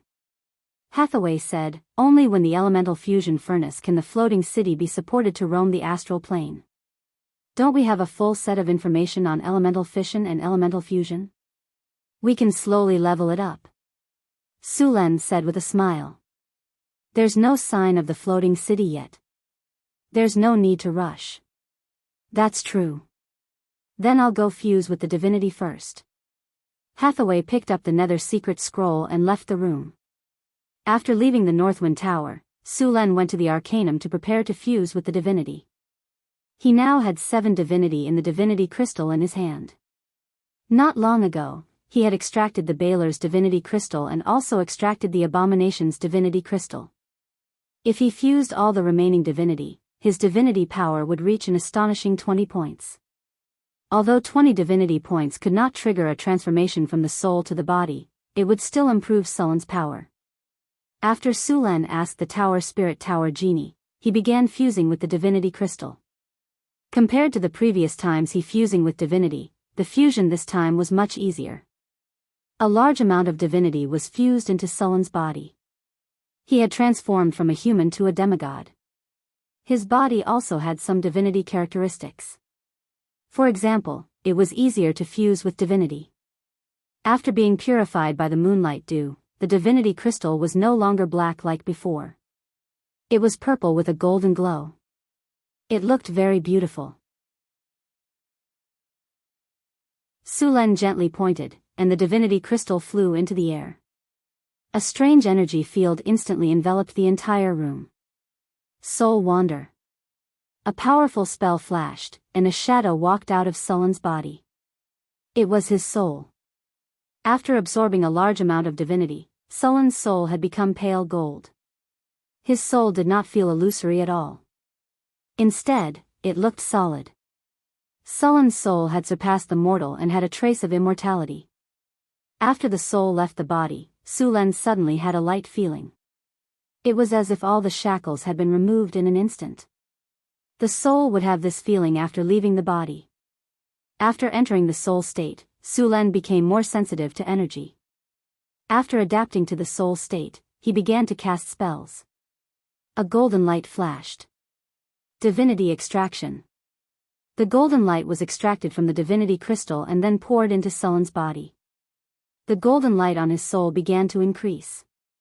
A large amount of golden light was extracted. The golden light in the divinity crystal was extracted little by little. As time passed, the golden light in the divinity crystal became less and less. Soon, all the divinity was extracted. Sulen burped. His soul felt bloated. Then, with a flash of light, his soul returned to the body. Just now, he had only swallowed the divinity. It would take some time for him to completely integrate it. However, this was already many times more efficient than before. From the storage space, he took out the moonlight dew that he had already prepared. The room was filled with moonlight. Sulen gently flicked the bottle of moonlight dew. Countless water droplets with starlight instantly floated up. A strange energy spread out from Sullen's body. These water droplets with starlight slowly integrated into Sullen's body. The moonlight dew passed through the body and directly entered the soul. A cool feeling spread out from the soul. It was as if Sulen was purified from the inside out, from the soul to the body. The speed of the integration of the divinity instantly increased several times. In the depths of Sullen's soul, a ray of moonlight illuminated the entire spiritual world. As the moonlight continued to enter the body, some of the impurities in Sullen's body were also slowly cleaned out. These impurities were the residue in the soul. After cleaning up these residue, Sullen's soul became clearer, and the integration of the divinity became more perfect. In the end, when all the moonlight entered the body, the integration of the divinity in Sullen's soul was complete. With the help of the moonlight dew, Sulen finally completed the integration of the divinity. However, this had temporarily reached a limit. He could not continue the integration for a short period of time. Sulen slowly opened his eyes. A ray of light flashed from the bottom of his eyes. The entire room was illuminated at this moment. Just after the integration of the divinity, Sulen moved his body.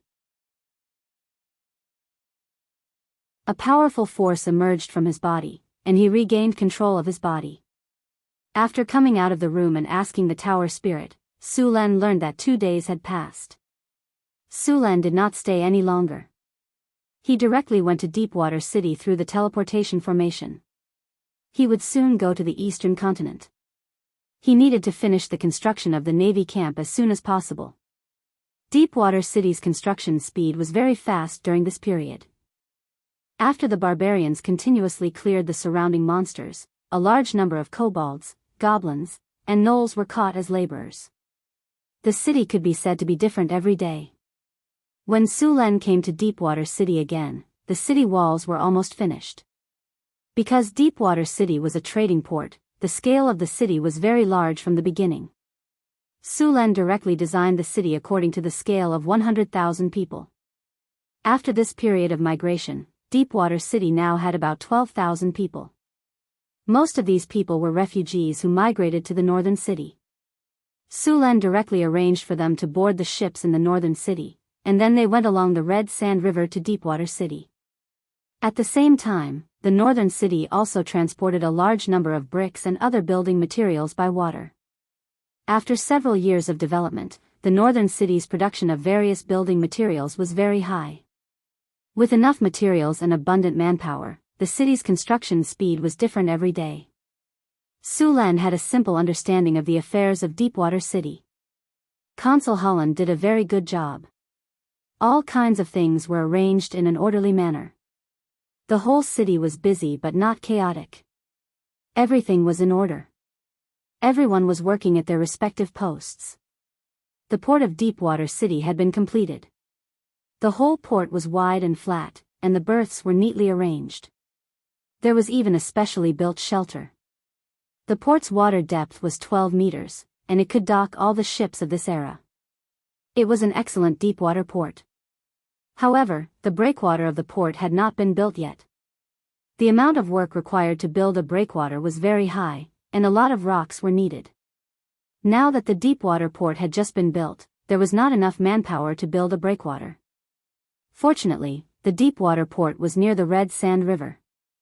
If there was a storm on the sea, the ships could sail into the river or dock at the island in the middle of the river. Sulan looked for Holland after checking the construction sites in the city. He asked him to send some people to the island in the middle of the river to build a navy camp. The navy camp could not be built anywhere. After looking for a while, Sulan finally decided to build it on the island in the middle of the river. Although the island was close to the sea, the wind and waves were not too strong. It was very suitable for new recruits to train. Moreover, it was surrounded by water and separated from the outside world. It was not easy to be disturbed. It was very good for training troops. After hearing Sulan's request, Holland immediately sent two 100-man teams to Sulan to build the navy camp. All kinds of materials were directly transported to the island in the middle of the river. These two 100-man teams were all experienced craftsmen. In the past few years, the construction of the northern town city had never stopped. Therefore, there were a lot of experienced craftsmen in the city. Sulan directly gave them the blueprint of the camp and told them to build it according to the blueprint. The construction of the navy camp did not need to be too complicated. There were all kinds of materials, and it would not take long to build it. After making the arrangements, Sulan asked people to keep an eye on the place and then went to the shipyard. At this time, the shipyard was very busy. Since Sulan announced the opening of the new waterway, the shipyard had worked overtime to build ships. Although the shipbuilders were a little rusty in the beginning, after building a sailboat, a training warship, and an armed merchant ship, they were very experienced. Next, they began to build real warships and merchant ships. Sulan planned to build a navy in Deepwater City. It would be used to maintain the safety of the waterway, protect the port, eliminate pirates, and crack down on smuggling. This warship was allowed to carry out commercial activities, so the ships were built to be slender. This appearance could increase the speed of the ships, and they could be used to chase pirates or provide quick support. The ships were made of iron oak wood. This wood was slightly heavier than ordinary wood, but its defensive power was not inferior to steel. At the same time, it was also resistant to corrosion. It was a very good shipbuilding material. The only problem was that it was very expensive. The output of iron oak wood was not high, and the price was high. Fortunately, it was also produced in the northern wilderness.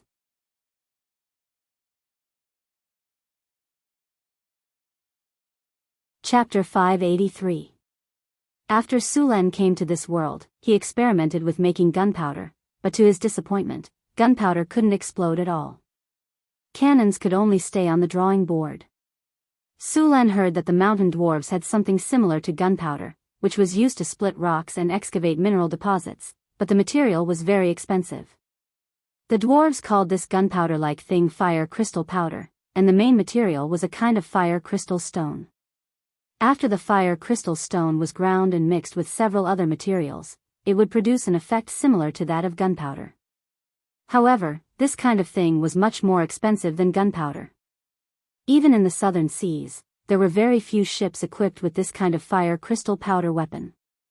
Sulan intended to build some fire crystal cannons and install them on his warships. The first batch of Marines trained by Barbossa returned to Deepwater City. Although this batch of Marines had only been trained for 3 months, their strength had reached the requirements. After all, in order to train qualified Marines as soon as possible, Barbossa directly took these people on the ocean voyage. If Sulan hadn't prepared a lot of underwater breathing potions for them, half of this batch of Marines would have died. After 3 months of intensive training, these people had experienced the baptism of several storms on the ocean. Under such cruel conditions, these people's level naturally improved rapidly. This training method was basically to directly let the recruits take weapons to the battlefield and let the battlefield educate them. This method was cruel, but as long as they survived, they would soon transform into elites. However, this situation usually happened among pirates. Pirates didn't give you time to train and adapt. They fought and sailed again and again. Pirates trained in this way could compete with Marines on the sea. Although underwater breathing potions and other protective measures had been prepared, there were still a few deaths in this batch of Marines. This was something that couldn't be helped. After the first batch of Marines, Deepwater City's first warship could be used. The next batch of Marines would be trained in the Navy camp. The training cycle of the Navy camp was 9 months. Although it seemed to be a long time, it was several times faster than the training of Marines in other countries. It took at least 2 years for a Marine to become proficient in operating a warship from a recruit. Compared with them, Sulen only needed 9 months, which was more than twice as fast. After checking the Marines, Sulen was satisfied with them, and then announced that their salary would be increased. Those who unfortunately died in the training would be compensated according to the standards of martyrs, and various supplies would be given to them by Northern Town City. After hearing that they had passed the test, all the soldiers cheered excitedly. These soldiers directly received citizenship in Northern Town City, and their families also received land and houses. Sulen was very generous to the army. After the completion of the training, Sulen gave the Marines a few days off, and then waited until the construction of the new warship was completed to officially establish the Navy. Barbassa was the Deepwater City's navy. Deepwater City now had 2 ships, one was a training warship, and the other was an armed merchant ship. These 2 ships would not join the Navy.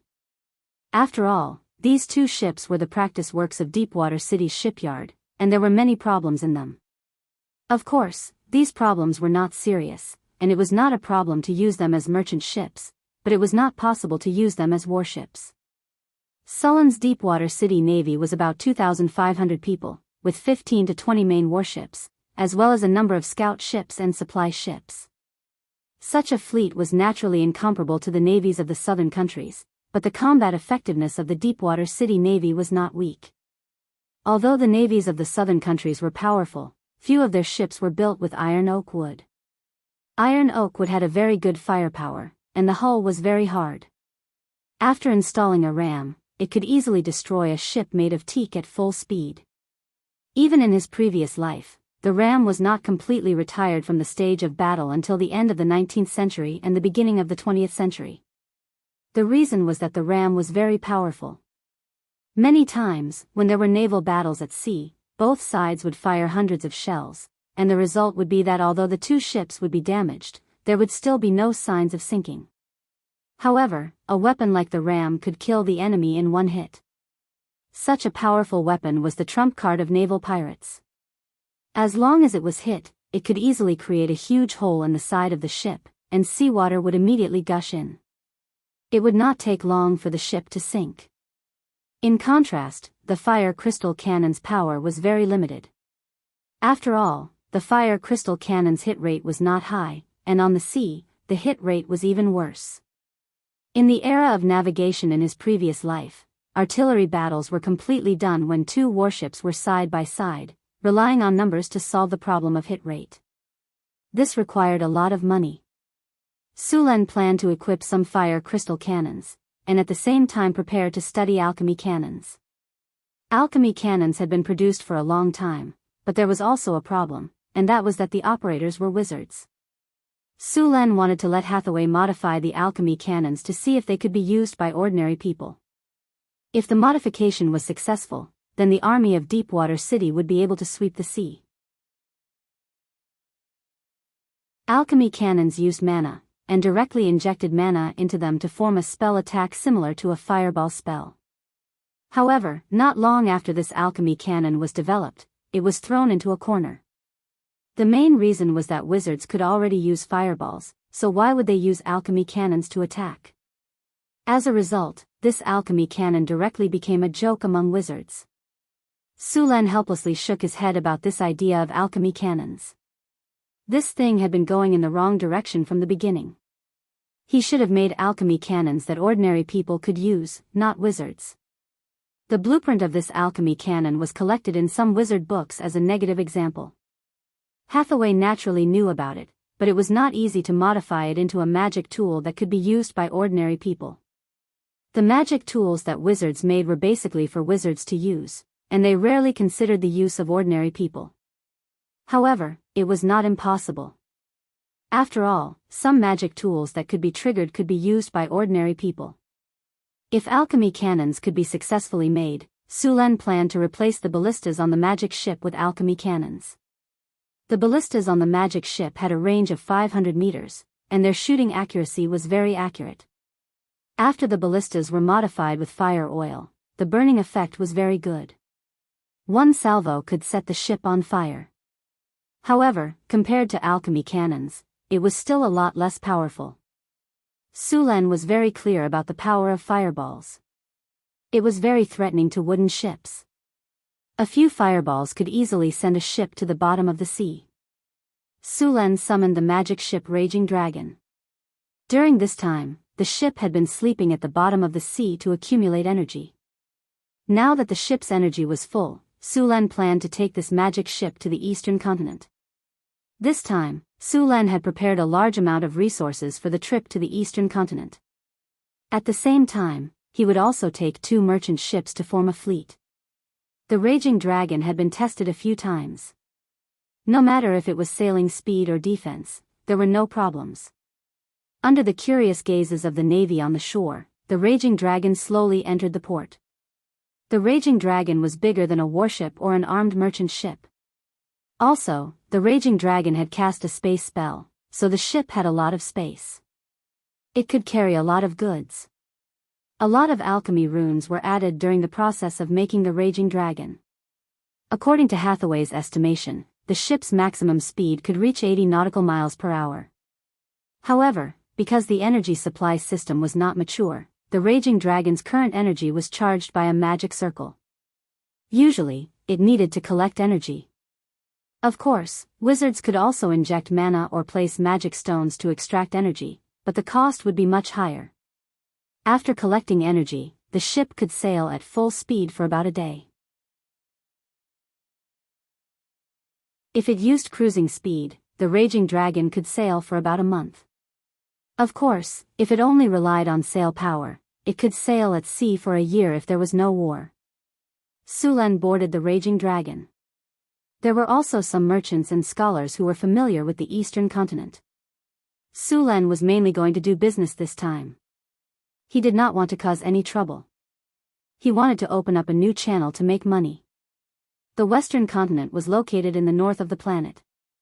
It was quite a distance away from the eastern continent. In the southeast of the western continent, there was another continent near the equator.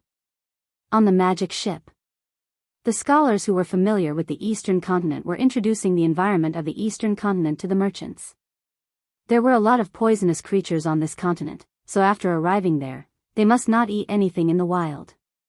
At the same time, they also talked about the local customs of the eastern continent. The proportion of poisonous creatures in the entire eastern continent was close to 1/10. That was to say, 1 in 10 species of creatures was poisonous. Therefore, the intelligent species of the entire eastern continent had gained additional poison resistance over the long period of biological evolution. Then, because the eastern continent was closer to the south, the environment there was hotter, and the climate changed more dramatically than here. It might be sunny in the morning, but it might become stormy in the afternoon. It was somewhat similar to a tropical rainforest. In addition to these, the eastern continent was also rich in products. Many specialties were completely unavailable in the western continent. In addition to these, the eastern continent was also the birthplace of the monks. Because of the serious accidents in the era of the Arcane Empire, there were many ancient evil creatures that were sealed on this continent. These evil creatures were basically suppressed by the monks' monasteries. Sulen was also very interested in these evil creatures. However, in this long time, many of them had been suppressed and killed.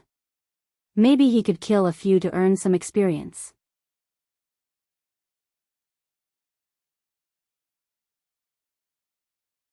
Chapter 584. Sulan drove the furious dragon around the sea and returned to Deepwater City after satisfying his craving. The entire Deepwater City became extremely busy. Ships transporting goods from North Town City came one after another. All kinds of goods piled up in the warehouse of the dock. These goods would be loaded onto the furious dragon. In addition to these goods, more refugees were also sent here. Chris brought many refugees to Deepwater City. After this period of fusion, she had completely controlled her own power. With the help of the Soul Snatcher Church, she successfully absorbed the Baler as nourishment and successfully advanced into a legendary demon. She had come this time to prevent the refugees from causing trouble. After all, these refugees who had just migrated from other places were being moved here again.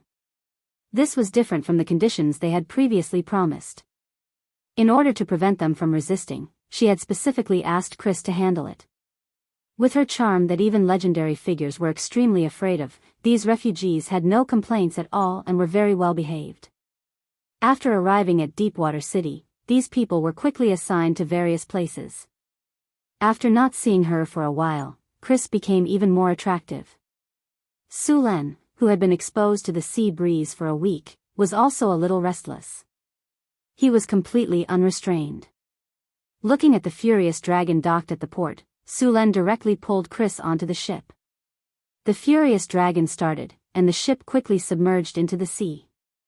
The furious dragon entered underwater mode.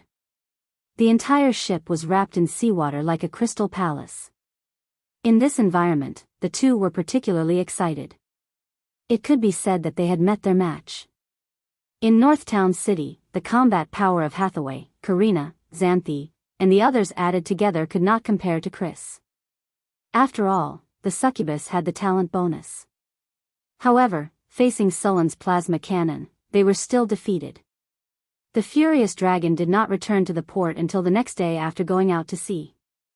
After working overtime for this period of time, the construction of the Navy camp was finally completed. Next, Sulan recruited 2,000 refugees who were good at swimming to train. These people would be the Navy of Deepwater City in the future. At the same time, the shipyard on River Heart Island had also completed the construction of 2 armed merchant ships.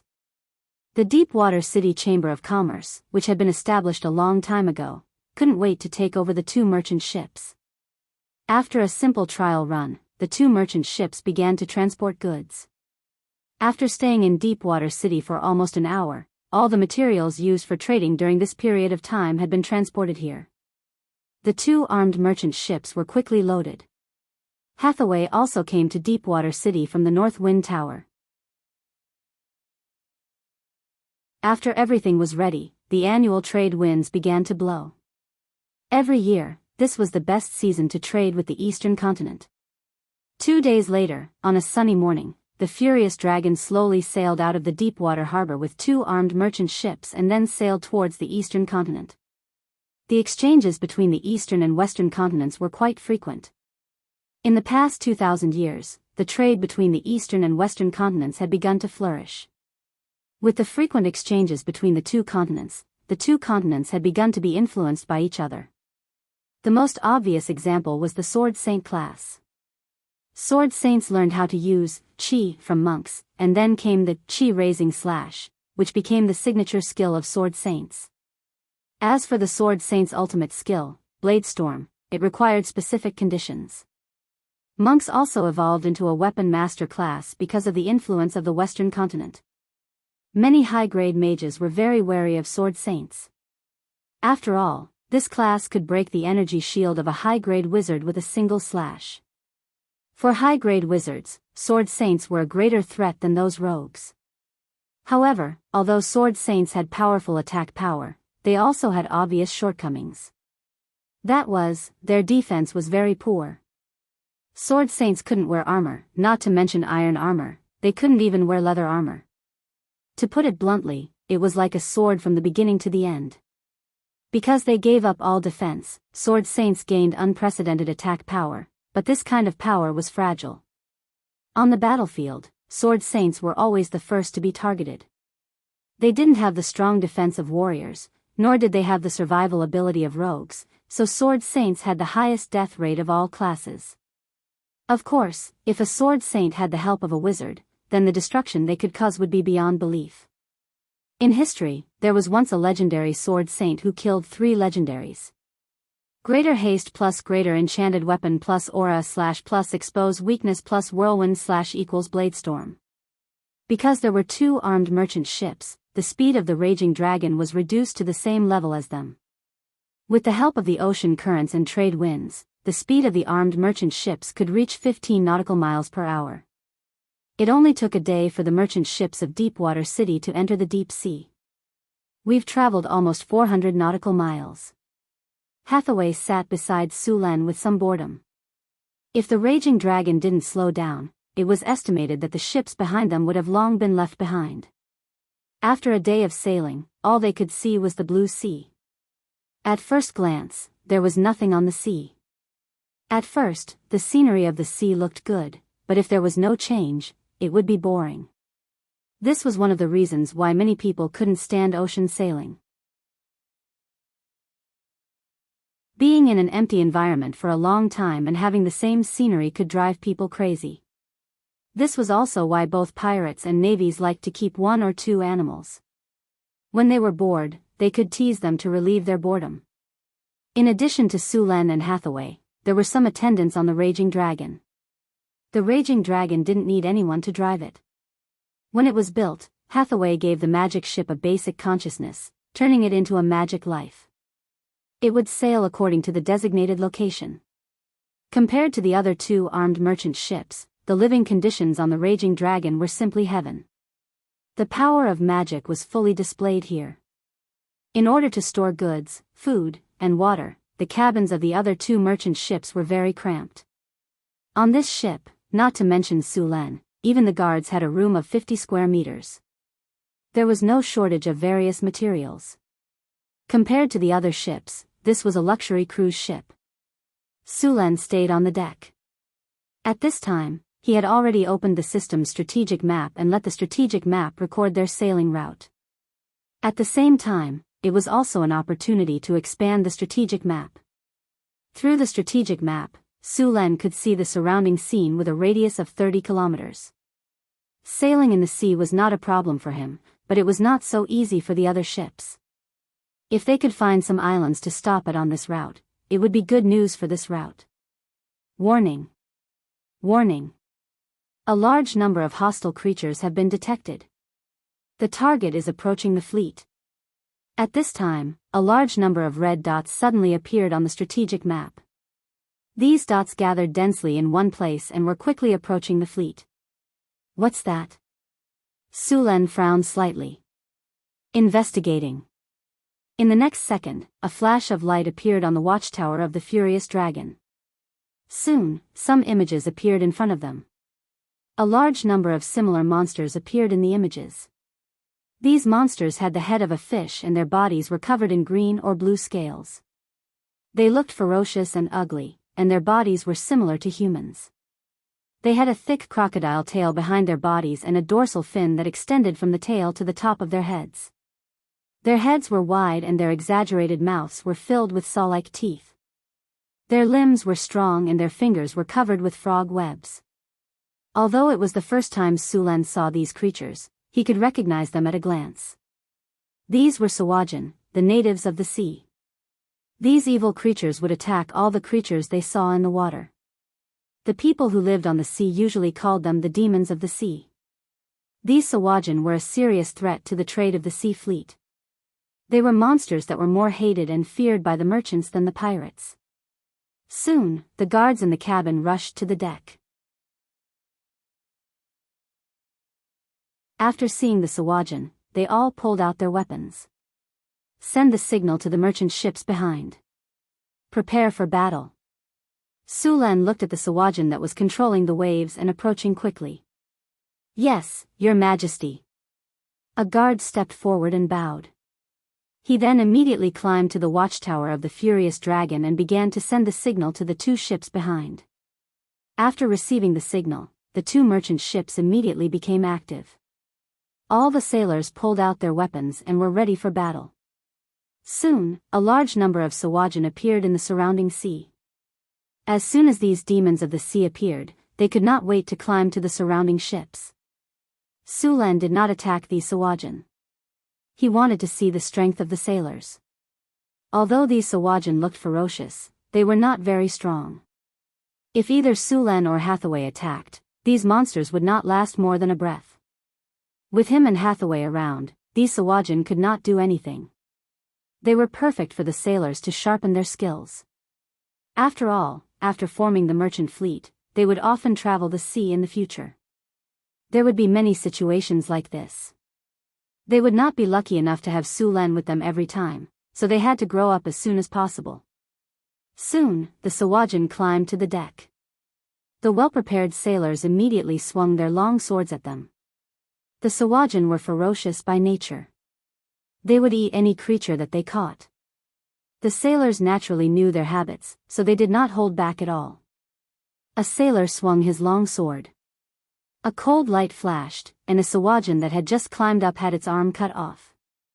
Then, with another swing, the Sawajin was killed. Smelly blood splattered all over the deck. Poochie. Like a water bag that was pierced, a Sawajin's body was thrown out with a flick of his wrist. The surrounding sailors cooperated with each other. The Sawajin could not climb onto the deck at all.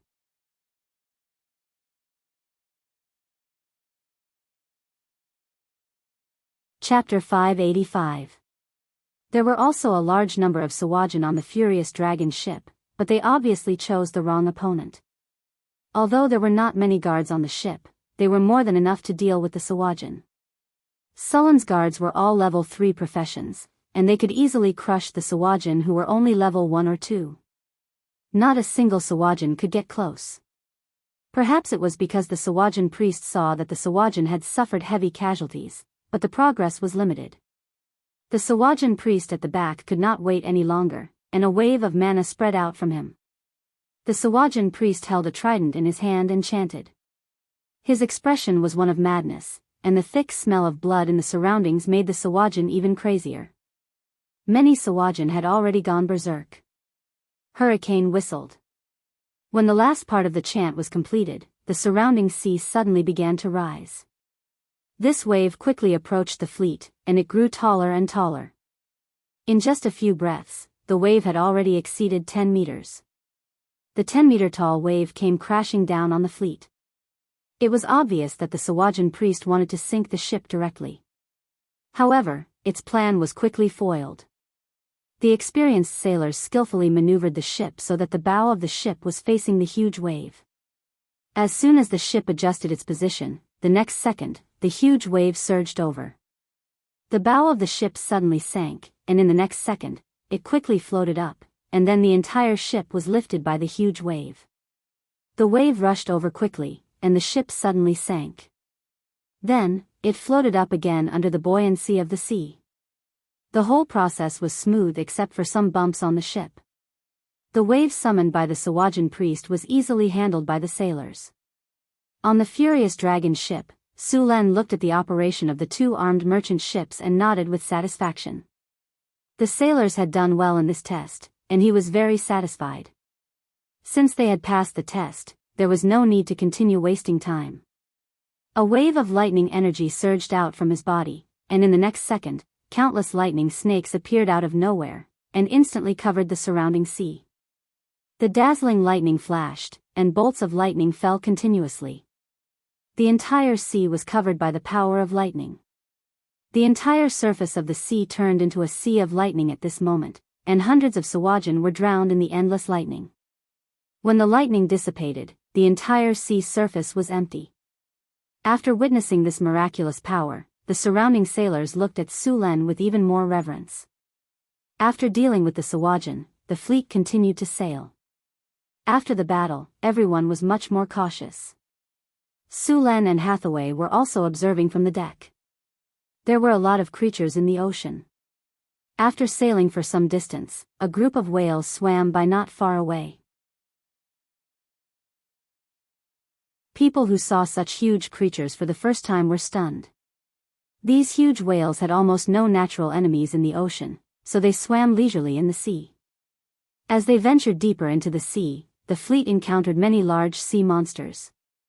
Other than whales, Sulan also discovered some giant squid. The deep sea was the territory of these giant sea monsters. Most of these sea monsters had a challenge rating of 15 plus and above. However, most of these sea monsters were neutral. As long as they were not provoked, they would not attack the fleet. After discovering these sea monsters, the fleet did not get too close. Sulan was not interested in these sea monsters, and Sulan only took care of them when they were in the way. Hathaway, on the other hand, was interested in some of the sea monsters. She caught them and seemed to be checking and recording them. Then, she drew their blood and collected some of their muscle tissue. She was going to bring these back for research. Many of these giant sea monsters were ancient species, so the chances of research were high. On the 5th day, the fleet encountered a storm. Fortunately, before the storm, Sulan found an island on the strategic map. The fleet arrived at the island in advance to rest and avoid the storm.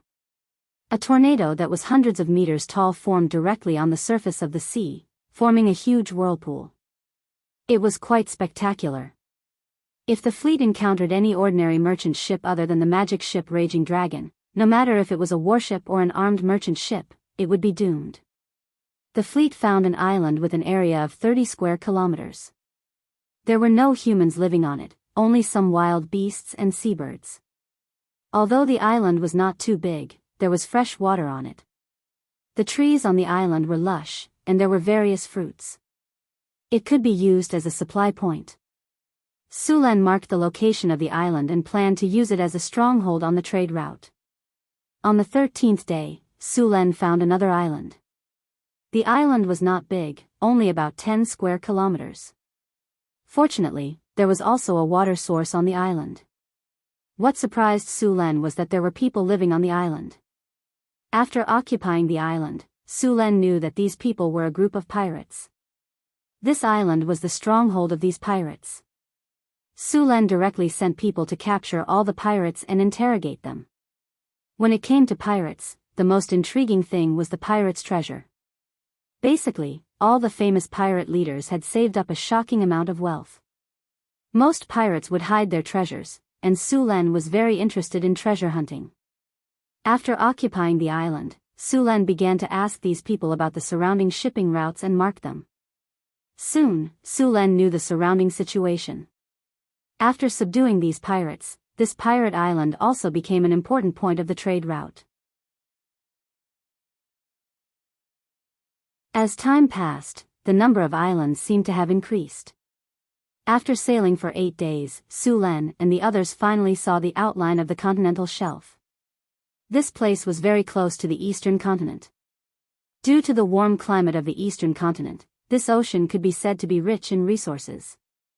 There were a lot of fish, lobsters, abalones, and so on. There were several lobsters alone. The most common lobsters were 3 kinds. The first was the king shrimp, which was a fierce creature. It could reach a maximum length of more than 5 meters. Its claws and teeth were sharp, and its diet was very varied. Its lower limbs were thin and strong, and it was a very fierce sea creature. The second kind was the giant lobster, which was an ordinary marine product. There were a lot of them, and the lobsters were not small. They tasted good. The last kind was called the splendid lobster, which was a very expensive lobster. It tasted the best among all the lobsters. However, the production was generally low. After arriving at this area, Sulan had people catch some lobsters of all kinds. He wanted to taste these delicacies first.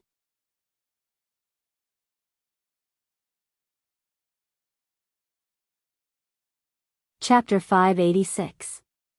Now that he had decided to try it, Suluan directly stopped the ship in this area and then went into the sea to catch some seafood himself. A 1-meter-long ornate embroidered lobster was caught. Such a big ornate embroidered lobster waved its 2 big pincers and looked very intimidating. However, it was not facing the sea creatures this time. Sulan snapped his fingers and a tiny lightning flashed. The lobster was electrocuted and twitched all over. After handing the lobster to the chef, Sulan was ready to go to the sea again. He saw a clam shell in the sea just now. Maybe there were pearls inside. The underwater world was very beautiful. Su Luan found many beautiful corals and colorful fish swimming back and forth in the corals. The coral reef was unexpectedly lively. On the surrounding rocks, there were a large number of shells, oysters, shrimps and crabs living. A few turtles the size of millstones were leisurely paddling in the water. At this time, a little blue fluorescent light flashed in the sea not far away. Soon, the fluorescent light swam over. When it got closer, it was discovered that the fluorescent light was actually a large number of jellyfish. Jellyfish were widely distributed in the sea. These beautiful creatures that looked almost transparent were very dangerous. 90% of jellyfish were highly poisonous. Although they looked beautiful, they were actually carnivorous. A large group of light blue fluorescent jellyfish appeared in front of them. There were hundreds of jellyfish in this group. The small fish around the coral reef were all scared and hid in the crevices. A few turtles that were paddling nearby immediately became spirited after seeing the large number of jellyfish. They quickly swam over. These jellyfish that were very dangerous to other creatures were the best food for the turtles. The usually slow-moving turtles quickly caught up with the jellyfish. Then, they bit down on one of the jellyfish as if they were drinking water. In an instant, more than half of the jellyfish were sucked in. Then, with another bite, the jellyfish was eaten by the turtles. The group of jellyfish that were showing off suddenly panicked. Hundreds of jellyfish fled in panic under the onslaught of the turtles. Su Len watched for a while and lost interest. He was going to look around for the giant clams. The pearls of the Eastern Sea were very popular in the Western continent. These pearls were not only beautiful, but also had magic power. They were important materials for enchantment. The most precious one was a kind of pearl called mermaid pearl. It was said that this pearl could only be cultivated by mermaids in the Eastern continent. It was very rare and very precious. Su Len quickly found a giant clam in the sea. The giant clam seemed to feel danger and closed its shell tightly. Su Len gently knocked on the clam's shell. The clam's shell was as hard as iron. A flash of lightning flashed on Sulen's hand, and then it instantly disappeared to enter the shell. A burst of thunder and lightning sounded. Soon, a gap opened up on the clam's shell. The thunder and lightning just now had paralyzed the giant clam's body. Su Len easily opened the clam's shell. A pearl swayed slightly in the clam's shell. The pearl had a diameter of 10 centimeters, and its color was light blue. It was very beautiful. Su Len directly took out the pearl. After taking out the pearl, Su Len let go of the giant clam and then looked around for more clams. When Hathaway called him for lunch, he had already found more than 10 pearls. However, other than the first pearl, the rest of the pearls were not big. Lunch was very sumptuous. The chef that Su Len brought this time was the best student of the halfling Frodo. His cooking skills were very good. The 1-meter-long splendid brocade lobster was made into a full lobster feast. The crystal-clear lobster meat was neatly cut on the plate, and there was a layer of ice below. The ice was emitting a faint chill, which made the lobster meat even more chewy. Together with the carefully prepared dipping sauce, the lobster meat was delicious. Of course, other than this way of eating, there was also a serving of stir-fried lobster meat. The lobster meat was stir-fried with onion, bell pepper, and pepper. Every bite was blissful. On the side, there was also a serving of lobster soup. The lobster meat was braised with some seaweed. It was delicious. After enjoying the delicious meal, Su Len gave the pearls that he had just collected to Hathaway. After seeing the big pearl that was more than 10 centimeters long, Hathaway's eyes lit up. She could not wait to snatch the pearl. It's so beautiful. Is there more? Hathaway asked while holding the big pearl with both hands. There are still some small pearls. If you like them, you can have them all.